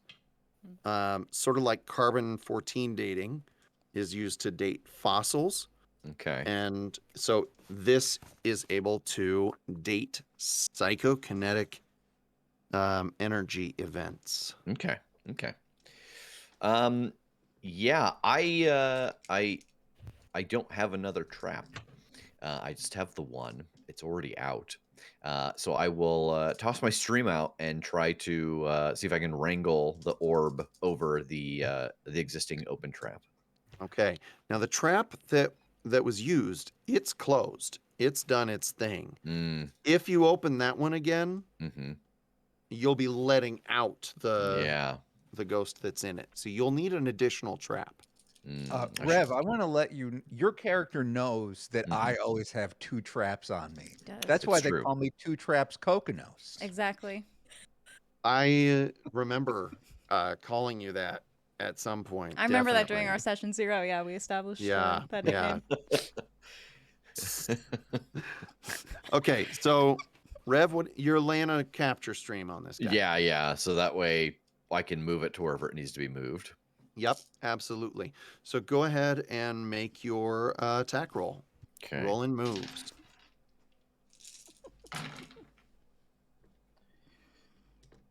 Try not to sing the circus song.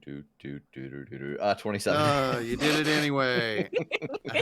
It was at a lower pitch level. Yeah. I It was. appreciated it. I almost tricked you all. Okay, so you throw this capture stream out there. The Kim had already gone for it. It already tried to dodge out of the way. You're able to like toss that stream out there and catch it as it's moving away from where she had been blasting. And so you have now this ghostly orb contained in a capture stream. Nice work. You'll be able next turn to move it to somewhere if somebody has a trap out. Okay. And that takes us to Beth. So, the miner legged it off down into the underground. He headed for the stairs. He's not all the way in yet. Okay. But yes. I would like to try and chase him Okay. and potentially go for him with an axe again if I can reach him. Okay. So you give chase, and you are able to get in range of this ghostly entity. Nice. So go ahead Um, and make yeah. your roll to attack. Okay. This feels like overkill. Do it. It's a good axe. It's a good axe, It's- guys. It just feels so good to swing this axe. Yeah, fighting a ghost with an axe is so Yeah. good. Yeah. No ghost. That is 12.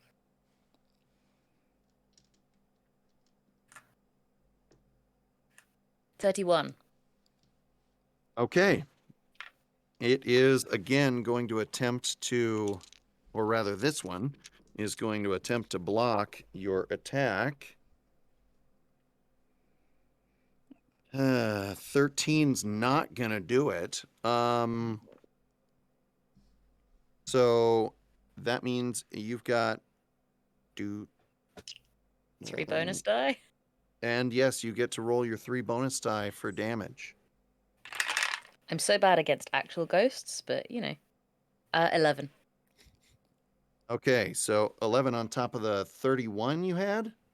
Yeah. Okay, so that is whole lots of success on there, as you can imagine. Again, you're able to this time you cut it horizontally across, like cleaving the top from the bottom half, and it like falls into these 2 pieces.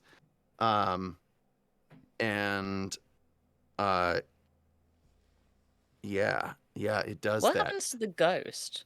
Well, that's such a good question. I'm glad you brought it up because it happens to be the minor ghost's turn. Both of them. And so as this corporeal form here splits in half with this ectoplasmic goo strung between its bits, This It one smells more orange. it Again, it deeply gets unpleasant. up on its two hands and like walks over to its bottom half and pulls its legs back on and then stands up. And it's going to again attempt to terrorize you. Okay. So, rolling a composure check. Now, I gotta because spend 2 it's more on down it. the steps, she's down the steps, I'm going to say only Beth needs to make the composure check on this one. Okay. Nobody else is seeing it. I'm gonna spend 2 more brownie die. Why? okay. Why? Sorry. I don't like yes. being scared. No, sorry. That was you rolled. Oh, the is that your endless- roll? Okay. Nope, I definitely did not tell you what I rolled. That's fine. You it's want? fine, it's You were fine. saying you wanted to spend brownie points? Go I'm ahead. still spending brownie points. It's cool. Okay. 18. Okay. I scare the ghost. It rolled poorly because she's seen this trick and stood up against it once already. Yeah. She's like, I've seen this movie. You've tried to scare me once before. What's different now? Other than I The dice just are telling their cut story. you in half. It's a 7 this time on my end, so I'm gonna switch dice. Would've That's scared what's me. about to happen. It would have gotten Kim Would have last scared time. me. Even Okay, scarier the hold second on. time. All right, I'm switching these. It's like- dice out. It's like 1 scarier the second time it tries. Yeah. On a scale of 1 to 7. On a scale of 1 to scary, it's just enough for Kim. No, okay. Are these gonna be? Yes, that's better. Thank you, dice. You are my new favorites. Okay. So yeah, it's not scary to you. Like you're feeling like you're handling these things well. However, you are going to be experiencing a bit of discomfort here as Ooh. a second minor ghost comes up from behind you, having pushed its halves back together where you had attacked it initially. And it is going to attack. That is a much nicer roll. I just like that roll so much better. Okay. Can I smell it? Go ahead and make a brains check for me. Cool. With my smelling power. Mm-hmm, mm-hmm. I've chosen some very, very specific powers, and they seem to be Drive, lie, Yeah. smell. What other stats do you need? That is Brawl. Beth's version of live, laugh, love. I just have it on the wall. Drive, lie, Drive, lie, smell. smell. Yeah. 19. All right. So yes, you do in fact smell this thing coming. And so I'm going to allow you to attempt to either parry or dodge. Probably parry. I feel like I'd Okay. bring the axe up and be like that. So that's brawl, muscle. It's going to be brawl. Yep. Plus Cool. 1 for your Okay. axe. Okay. Okay. Cool.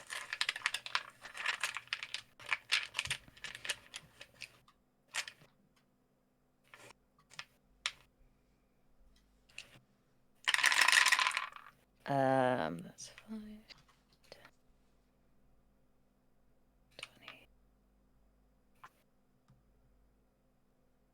20. 29. All right. I'm only good at fighting and driving Only and smells. And smelling. that's Yeah. it. And lying. That's how we know you're good at that line, because you left it out. Yeah.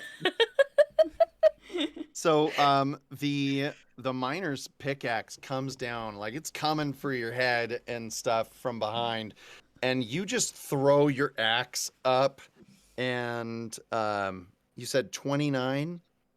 Yeah. I had a 15, so it definitely fails its attempt to hit you as you block this thing aside. but you are currently then surrounded on the stairs with a ghost in front and behind you. And Is ectoplasm slippery? yes, it is. Okay, Yeah. good Yeah. to know. But you didn't roll a ghost, so you're Yeah. okay. Okay, cool. All right. And that's going to take us to, as I unbury my stuff, that's going to take us to Asterios. You get to do stuff, Asterios? It's fun. Well, when I Woo! can. All right, so here's what I'm going to do. Tell me about it. All right. I'm not good with these traps. I'm terrible with these traps, but I have a lot of traps on me. So I'm going to use my turn to give a trap to Kim and a trap to Rev. And if I've still got, and I guess that'll be like my action. With my move, I want to start booking it downstairs. Like whatever's happening is happening underground and I want in. Okay. So, yes, you are able to pass those off, and you head for the stairs, and you see Beth locked in hand-to-hand combat with both of the minor ghosts. Okay. And so, Just do thumbs up. I mean, if I've got any time left, I'll start taking pot shots, but I don't want to over extend my turn.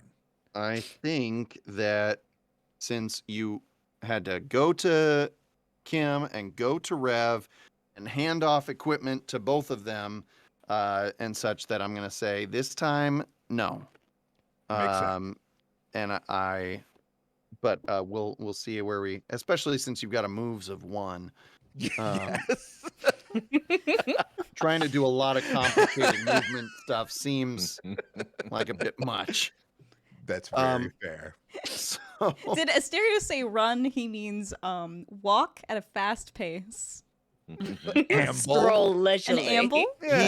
he looks like he's running, but it's kind of like what's his name? You know, like Russell from Up. Mm-hmm. It's kind of like that.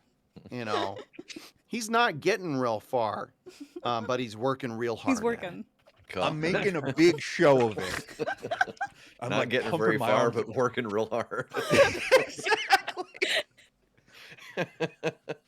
That's also embroidered on the wall. That's also in the firehouse. Amazing. It's on my wall over here. Motto of my life. All right.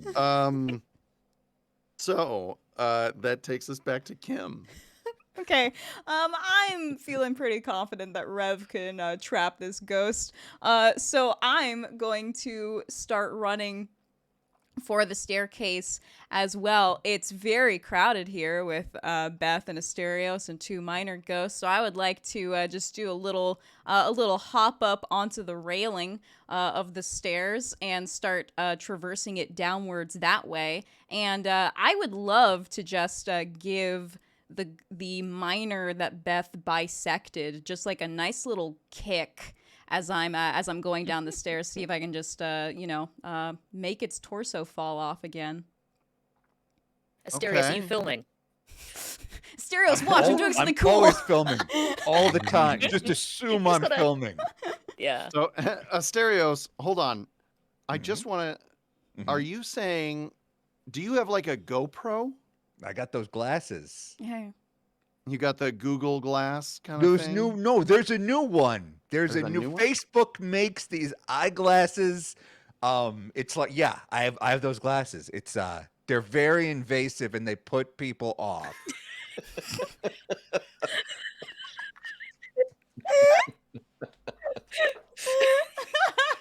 People don't trust me. Mm. And that's how he pitched them to us when he turned up wearing them.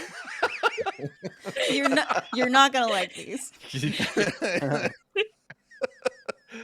All right. I'll tell you what. Yep. Mhm. I will allow you to have those glasses if you can make a roll of let's call it 20 or more on brains check. Okay. Time to spend 15 brownie points. All right. I just want to remind you real quick that it doesn't take a lot of brains to spend $300 on Ray-Ban Story smart glasses.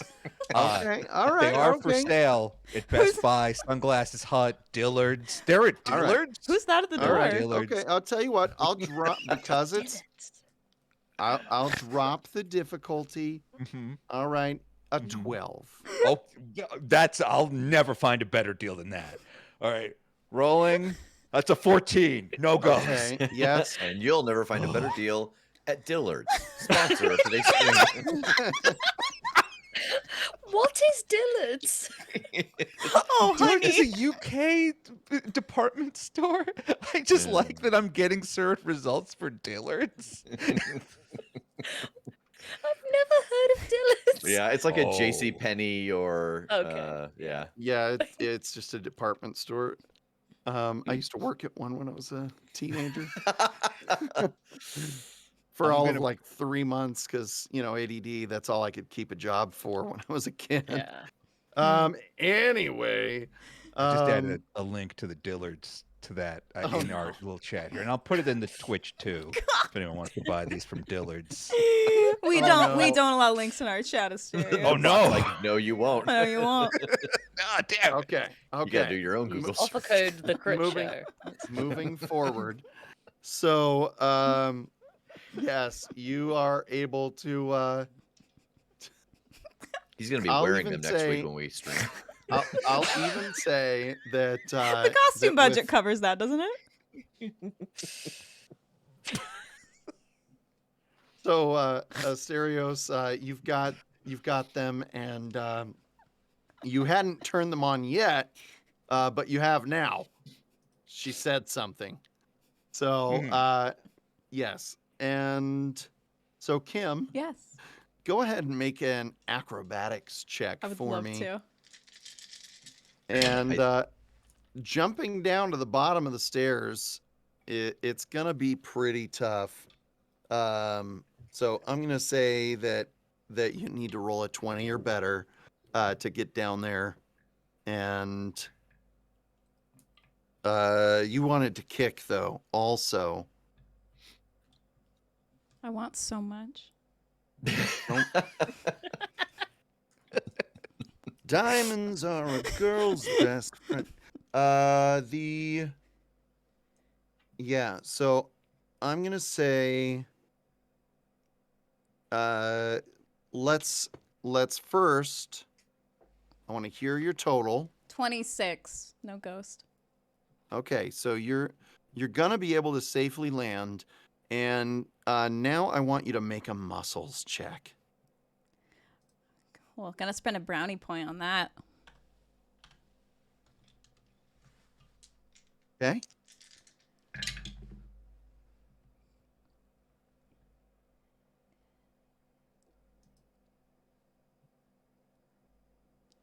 $14. No ghost. Okay. So that is going to be enough to hit the minor ghost, and we're in a new round. Haha. So it's going to. Ah, Ha ha ha ha. that's sinister. It's going to attempt to block as you are doing this, and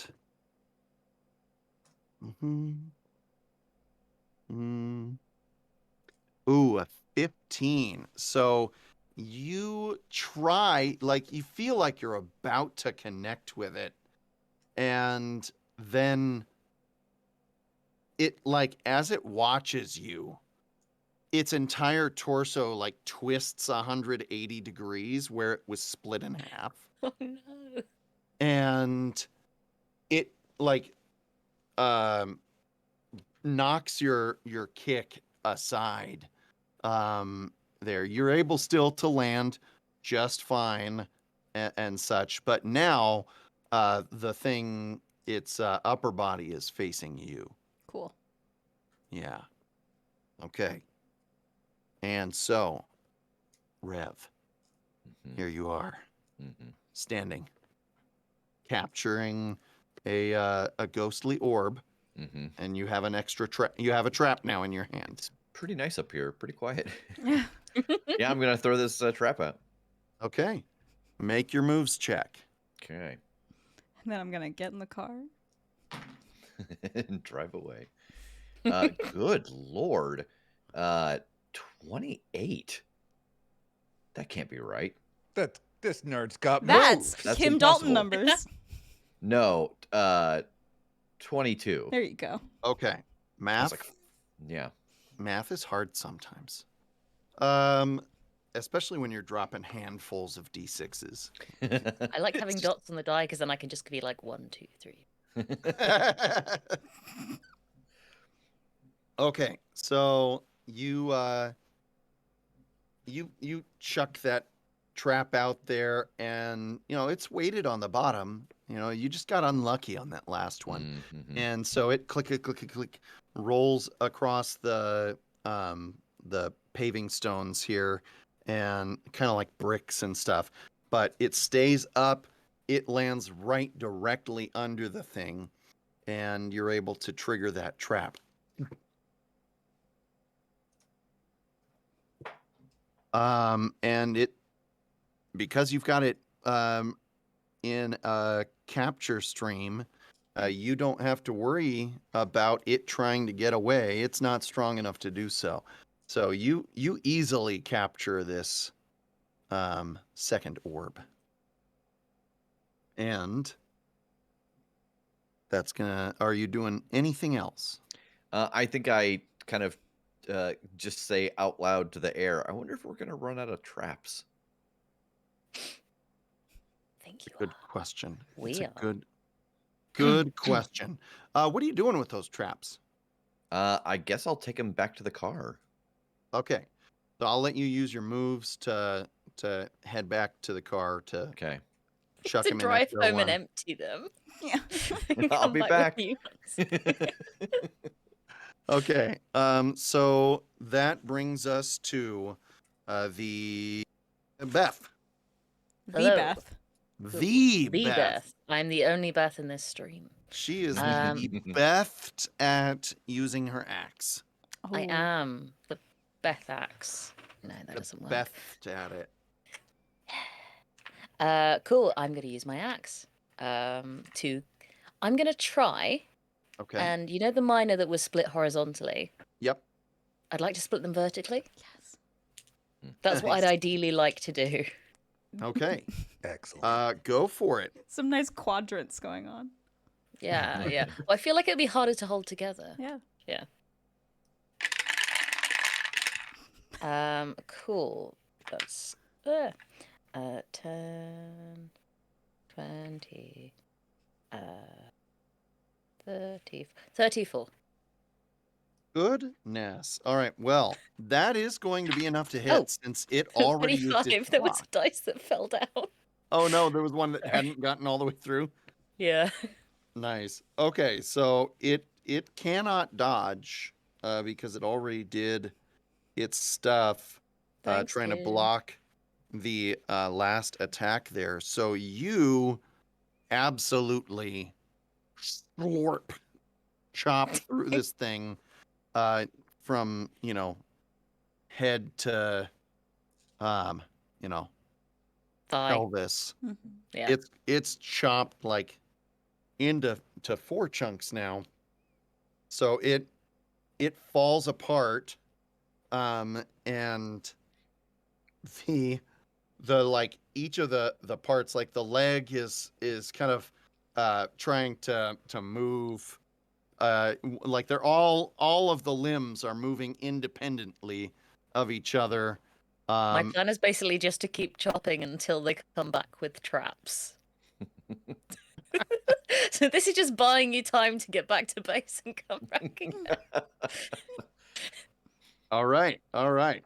And so then, are you doing anything else here? I I feel like I don't have any other skills, so I'm gonna just keep chopping. I'm gonna Okay. stay with the miners. Nothing else right now. It's getting kind of tight in this little stairwell that you're in and I think I should such. back out. Mm. I mean, you don't have to back anywhere. I'm just telling you what the situation is. Because you've got Nah, I'll stay there. Kim down, in front of you at the bottom of the stairs, with the door that goes into the Seattle Underground. At least this section of it, and that's one of the things about the underground. It's these because the city was built on top of this stuff. There are multiple entrances into the area. And in fact, if you walk around downtown Seattle in like Pioneer Square, even down near some of the piers and such, you'll see these spots where on the sidewalk there are like square glass panel, like thick tiles and such that are like purplish, and they let light down into a section of that means you're walking over top of the Seattle Underground at that point. Just This as is a British question. yeah. The Underground isn't a train, is it? No, it is not. London Underground is all trains. I was assuming that this was a train station. Gotcha. Which No, I think in fact, also in game I was also assuming. So I'm like, what? Why are they There trying you- to get into a train station? there you go.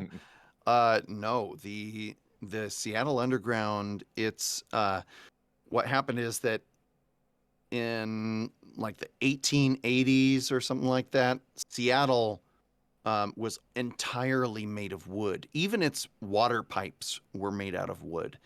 And there was a particularly dry season, and there was like an apprentice that was doing some like boiling some glue and accidentally started a grease fire, and Okay. they were a newbie at that kind of stuff, so they tried to put it out with water, which spread it, and then everything in Seattle was made out of wood. So the whole it started spreading. The firefighters tried to put it out, but they ran out of they weren't getting water pressure because the pipes had started burning and such.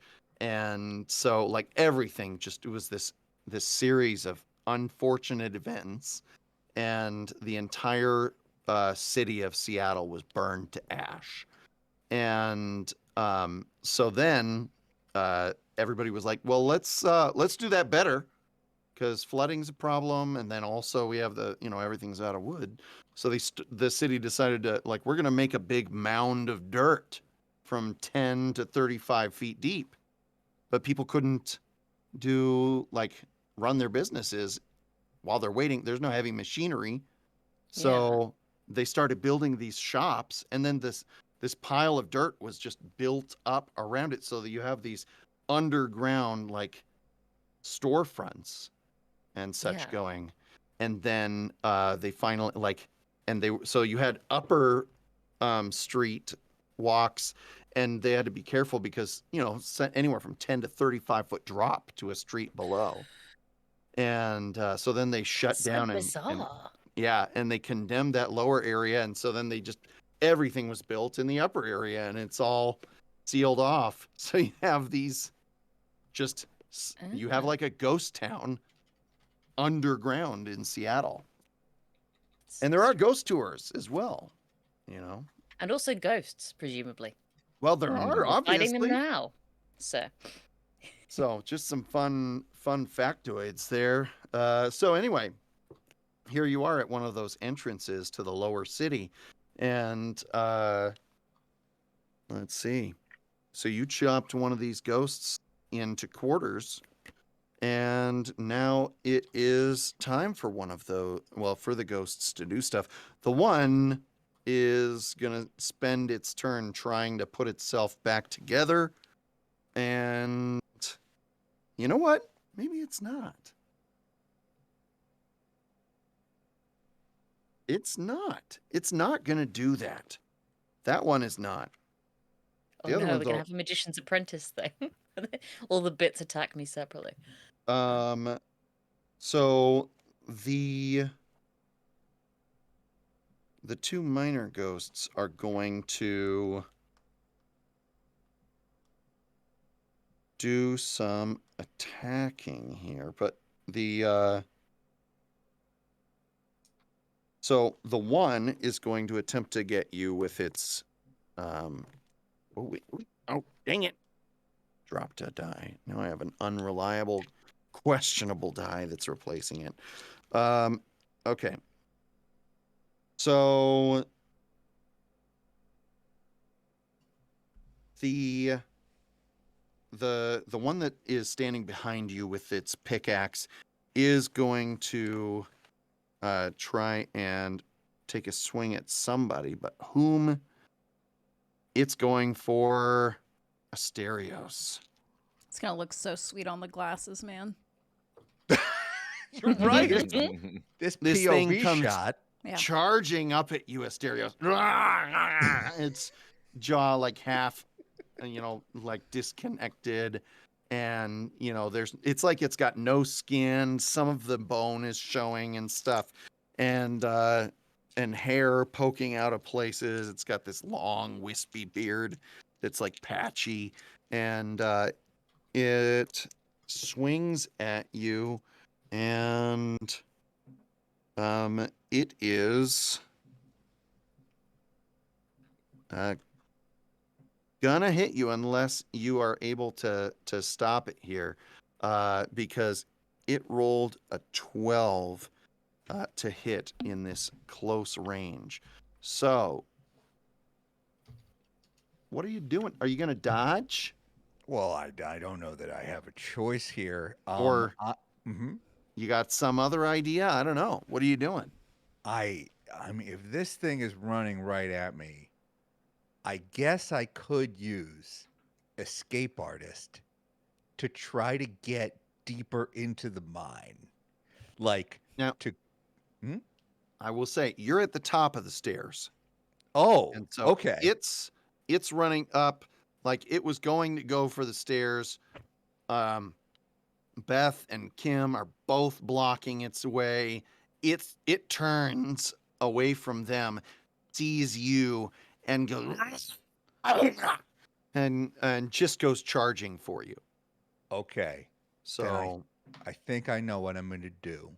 tell me all about it. I'm going to eat shit down these stairs.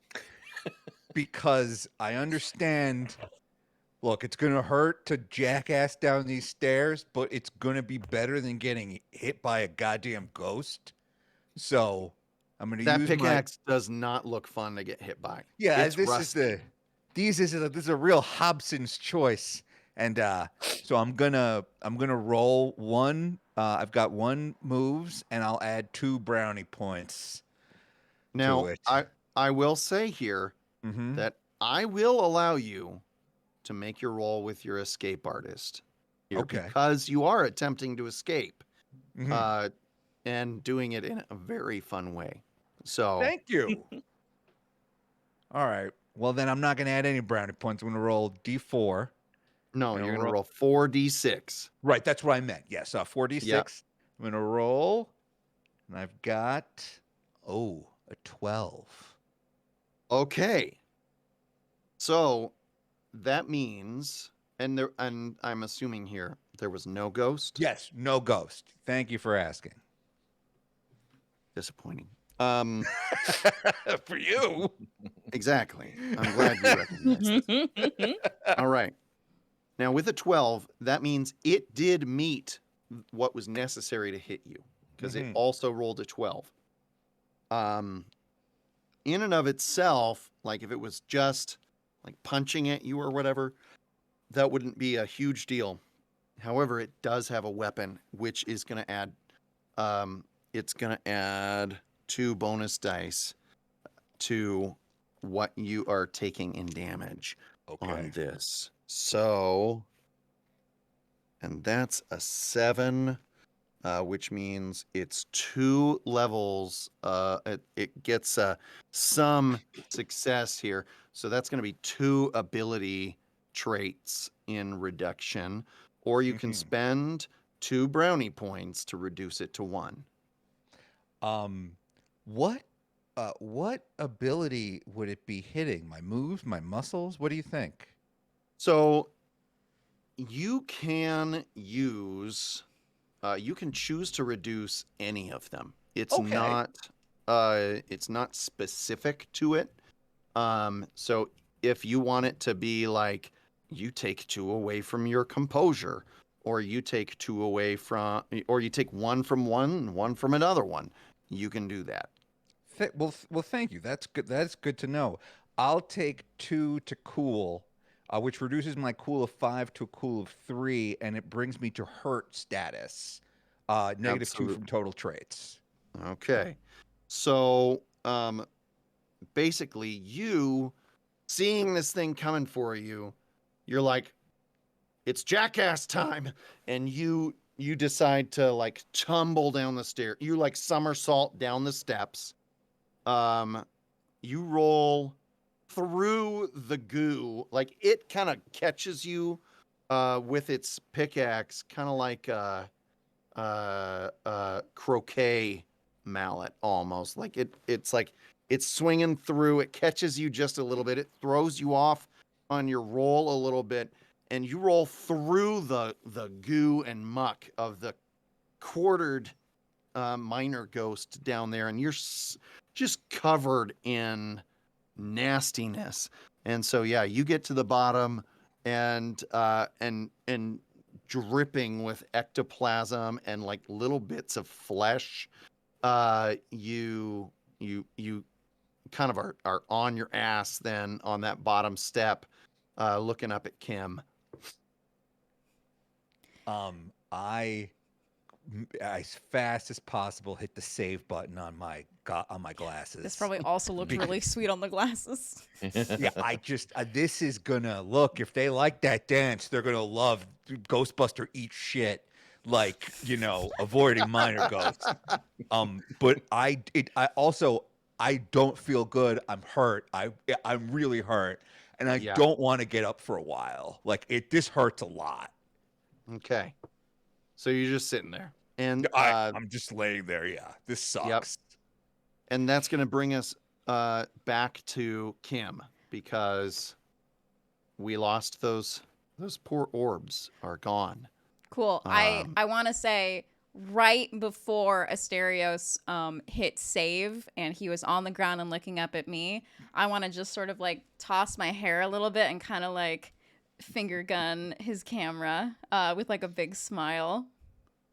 There, we got that. Okay, Good we got one. that. We got Good that. one. Yeah, we got that. Okay.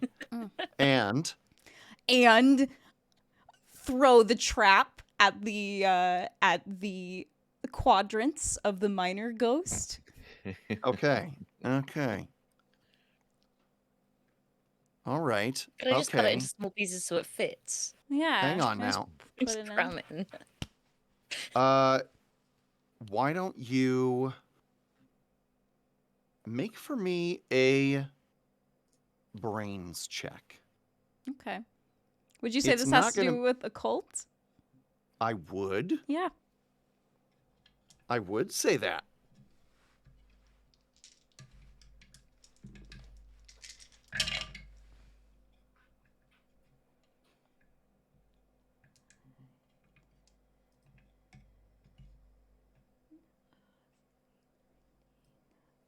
$22. No ghost. All right. You realize that while these things have bodies, you don't actually, like, where they've been cut apart, you don't see any bones or anything. They're probably some kind of ectoplasmic manifestation. So, and these things are right in a row. If you angle the trap right, you might be able to get both of them. Amazing. Beth, if you can hack up the other one, we could probably put them in the same trap. Nice. So I'm going to say you got yourself ready, holding the trap there in that just right spot for when things are set. Cool. Okay? All right. And that's going to bring us to Rev.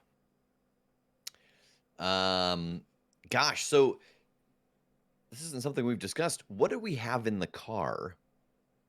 Such a good question. Yeah. You do have. Well, let's have this. Why don't you make for me a brains check? Not Okay. weird science, Yeah, just straight up brains. fair. And let's see if you loaded it up with extra gear or anything. Okay, no ghost to start with. Okay. 24. Okay. So I would say yes, you have some extra gear. That's part of the purpose of the vehicle. You got some things that you usually keep in there. You didn't take time before you left to put anything specific there. Yeah. But what, Rev, would you normally keep in there? Boy, I feel like a pack is probably too much. Like we wouldn't want another pack in there. You could have another proton pack in like a regular straight up proton pack in the car. It does have the ability to, it's got that like you can you slide out the stuff, like a rack and that you can set the packs on. You got an okay. extra one. Okay. What else do you have? I mean, mostly I feel like it would be equipment that we carry that we might need more of. Like, we don't bring anything specialty along. That's probably not a great way to run things. But I imagine that there's, if we've got a pack, I imagine that we have at least one extra pistol, and then traps. Okay. Because I feel like traps is probably the thing we need the most Okay. frequently. Because if we're only carrying 3 or 4 amongst us, Okay. I think So- I also carry whatever occult books are not currently in my book holsters. I've got a couple other ones stored in the trunk. Okay. Okay. Good to know. So let's say, Rev, why don't you roll a d6? And this time, let's make it the ghost die. Okay. 5. There are 5 traps. Okay. That sounds about right. Like the same number empty as we carry on us.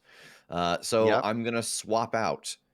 I don't have, I've got mine. I've got one of Asterios's. So I'm actually going to, because I know they're fighting 2 things down there. I don't know that they think they can get in one. So I'm going to put one on my belt where I normally keep it, holster my wand, and grab 2 empties. So I'll take 3 of the 5 empties back with me. Okay. And let's see. Sorry. One sec. Referring to my stuff here. So you do have the ability to carry up to 2 hands of equipment on your belt. So I believe that a ghost trap is a half of a hand. So if you want to, you could strap those things on your belt and just be handled that way. I'll have to carry. No, I am full because I've got my atomizer, my repair kit, my PKE meter. Right. Okay, so yes, absolutely. I'm loaded for bear. You drop 3, you pick up 3 new ones, 1 on the belt, 1 in each hand. Yeah. Okay, got it. And so I will say you can do that and make your way for the stairs. Okay. Okay. And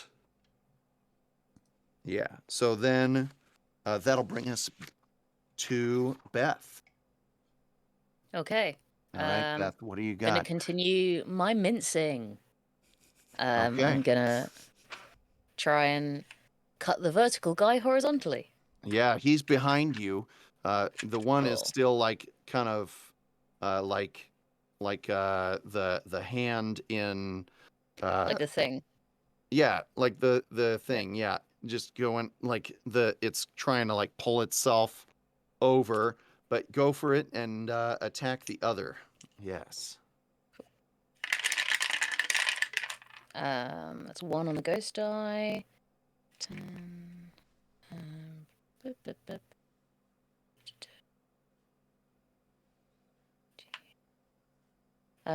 26. 26. Nice. Okay.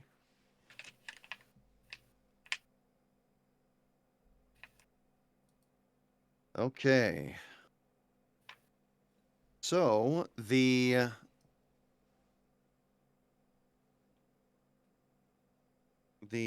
minor ghost, it gets a 17 in trying to block. So you got it with 9, which is 3 levels of success. A good amount of success on that. And Do I get the bonus die? so yes, you are able to roll your 3 bonus dice. 4. All right. Well, that's still the same amount of success.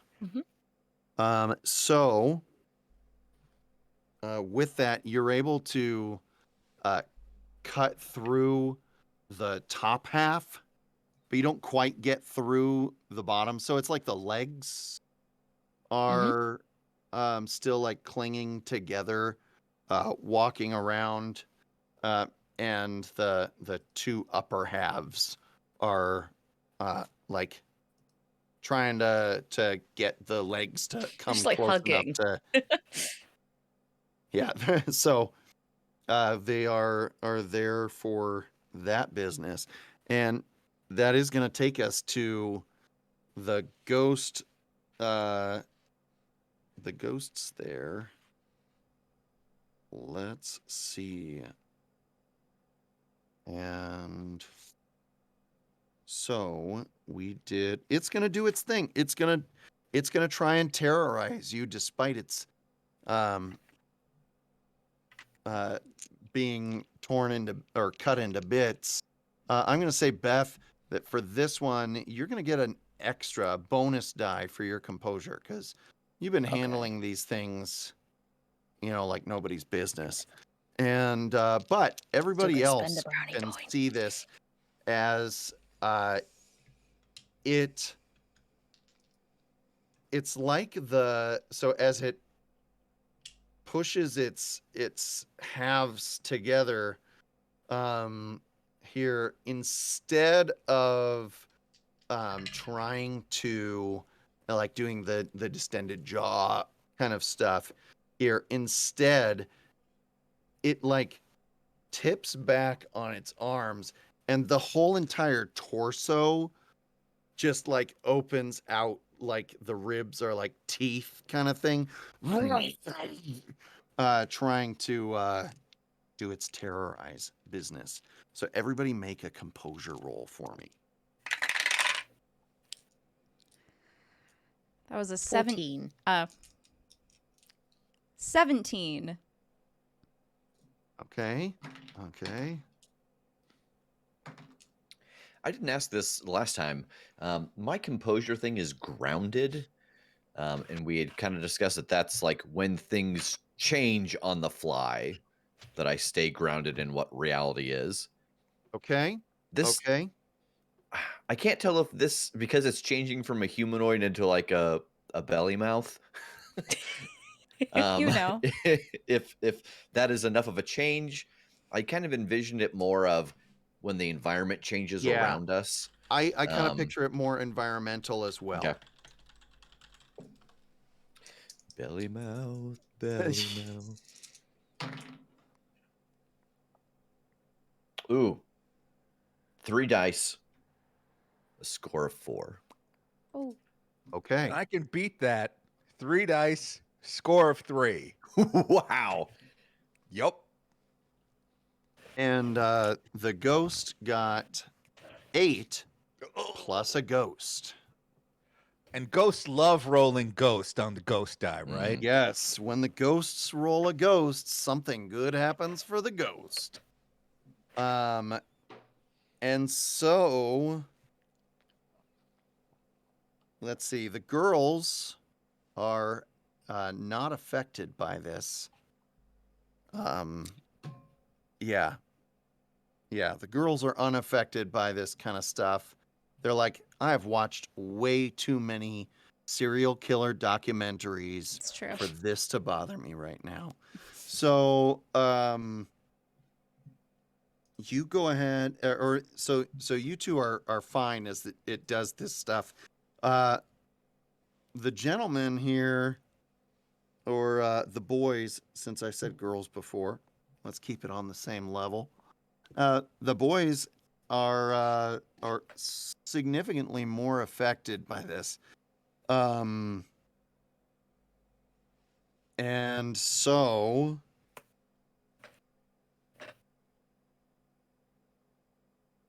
Asterios, you bolt. You are through that door. Mm-hmm. He's gone to call the press.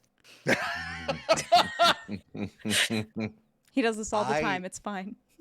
I'd like to propose that in a stupor, like an idiot, just run way deeper into the mine. Yep. Like I don't even know which way I'm looking. Like obviously safety is above, and that's not the choice I make because I'm panicked. You run Sure. away from this. You're like, away is where Mhm. I'm going. Now, I do want to clarify. Under the city is not a mine. It's a ghost town in tunnels. Oh well, then just So- with tunnels. Yeah. You're into those tunnels. Yes. And you are going as fast as your rustle legs will take you. So then we've got Rev, and Rev, you see this, and you are rooted to the spot. Mm. You are not going to be able to approach the ghost Mhm. this round. Mm. Okay. And that's going to take us to Asterios. Well. You rush through that door, bursting into the underground tunnels. There are bits of purplish light filtering in, but you're running down this boardwalk underground, and there are railings on each side, and you pass rooms. You see there's one that's got like half of an old mattress, and that and you on the other side are running by. You see a place where it says watch your step. As you go ahead and make a moves check for me on here, you are trying not to fall down a short set of stairs, which have just a little bit of yellow and red paint on them to try and highlight where they are. But you're panicked right now. So tell me. 4. Okay. A 4 is not going to do it. You're going to fall and take a point of damage. Mm-hmm. You can apply that to any of your traits that you'd like here. I'll apply that to composure, which I think makes sense. And yeah, so now I am really hurt, in really hurt status. Yeah, this is bad. And you have, as you fall in here, you see that there's like mist that's crawling upwards along the walls in this space. And there is ectoplasm dripping from the handrails and from the ceiling. Okay, this is bad. I think I know what to do, but I'm not sure I'm going to be able to do it well. I think I figured out whoever this person is has a real hard on for Seattle. Like, they're going after a lot of Seattle's coolest stuff. They're either like some kind of Seattle super fan or they just fucking hate Seattle. They know a lot about Seattle. So I'm going to use brains and I'm going to try to think to myself, what the fuck what's the landmark in the underground? Like the big thing? Is it the town hall? Is it the like? There's got to be one thing in the underground that's like the biggest tourist thing, and I'm gonna try to run towards it in a panic. Okay. So I'll say that you're able to get up because you've already Okay. been trucking it. You don't got that much move speed, and you're down No. here. Yes. But go ahead and make a brains check for me. Yeah, I may not be able to get there, but Right? let me at least see if I can figure out what the fuck. All right.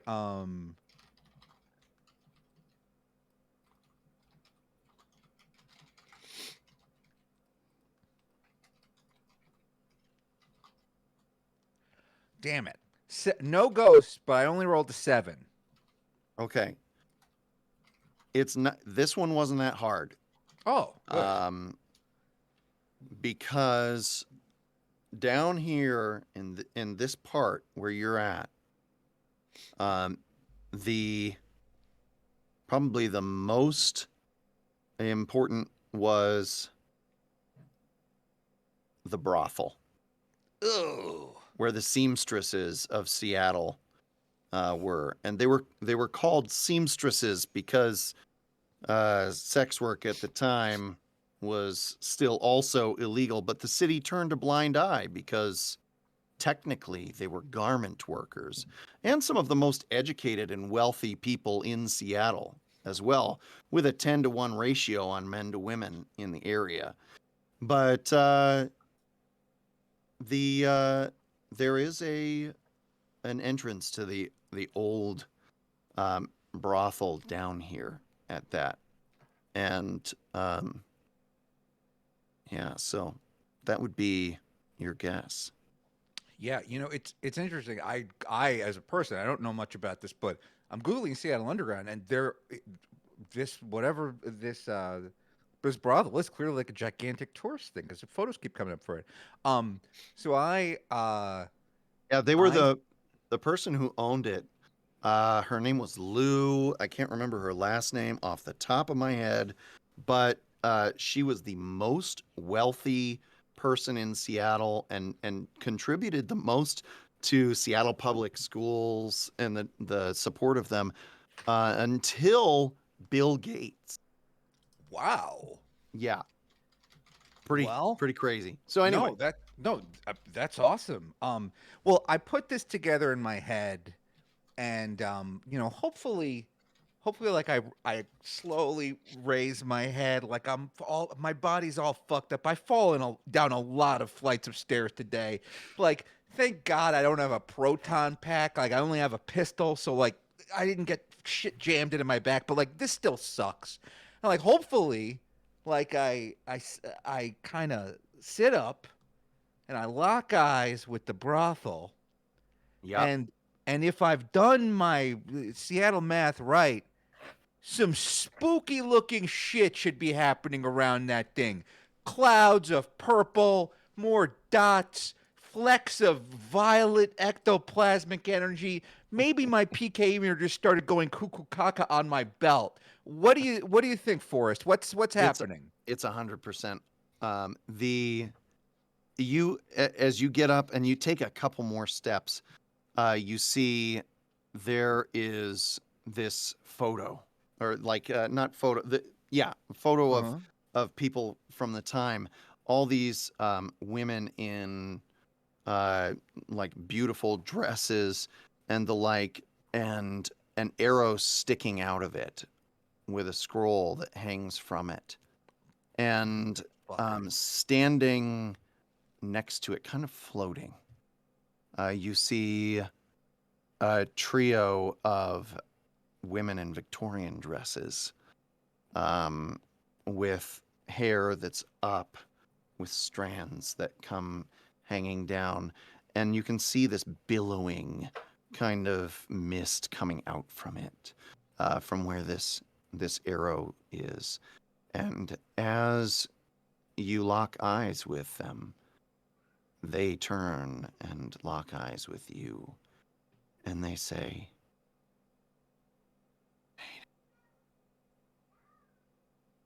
They and say that's where what? we'll end for. You made it. Oh, Oh, You made it. they say you made it. Yeah, I am. And they reach out for you with their hands. And that's where we're going to stop tonight. Ooh. all right. They've been expecting you at the underground brothal. Oh, Obvious. great. I'm glad I've got a charge account at the underground ghost brothel. Ugh.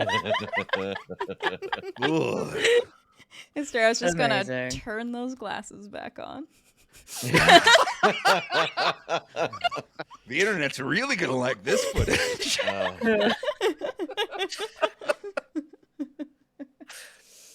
Oh, man. All stuff. right, amazing.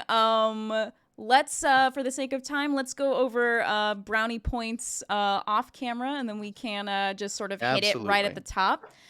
Great.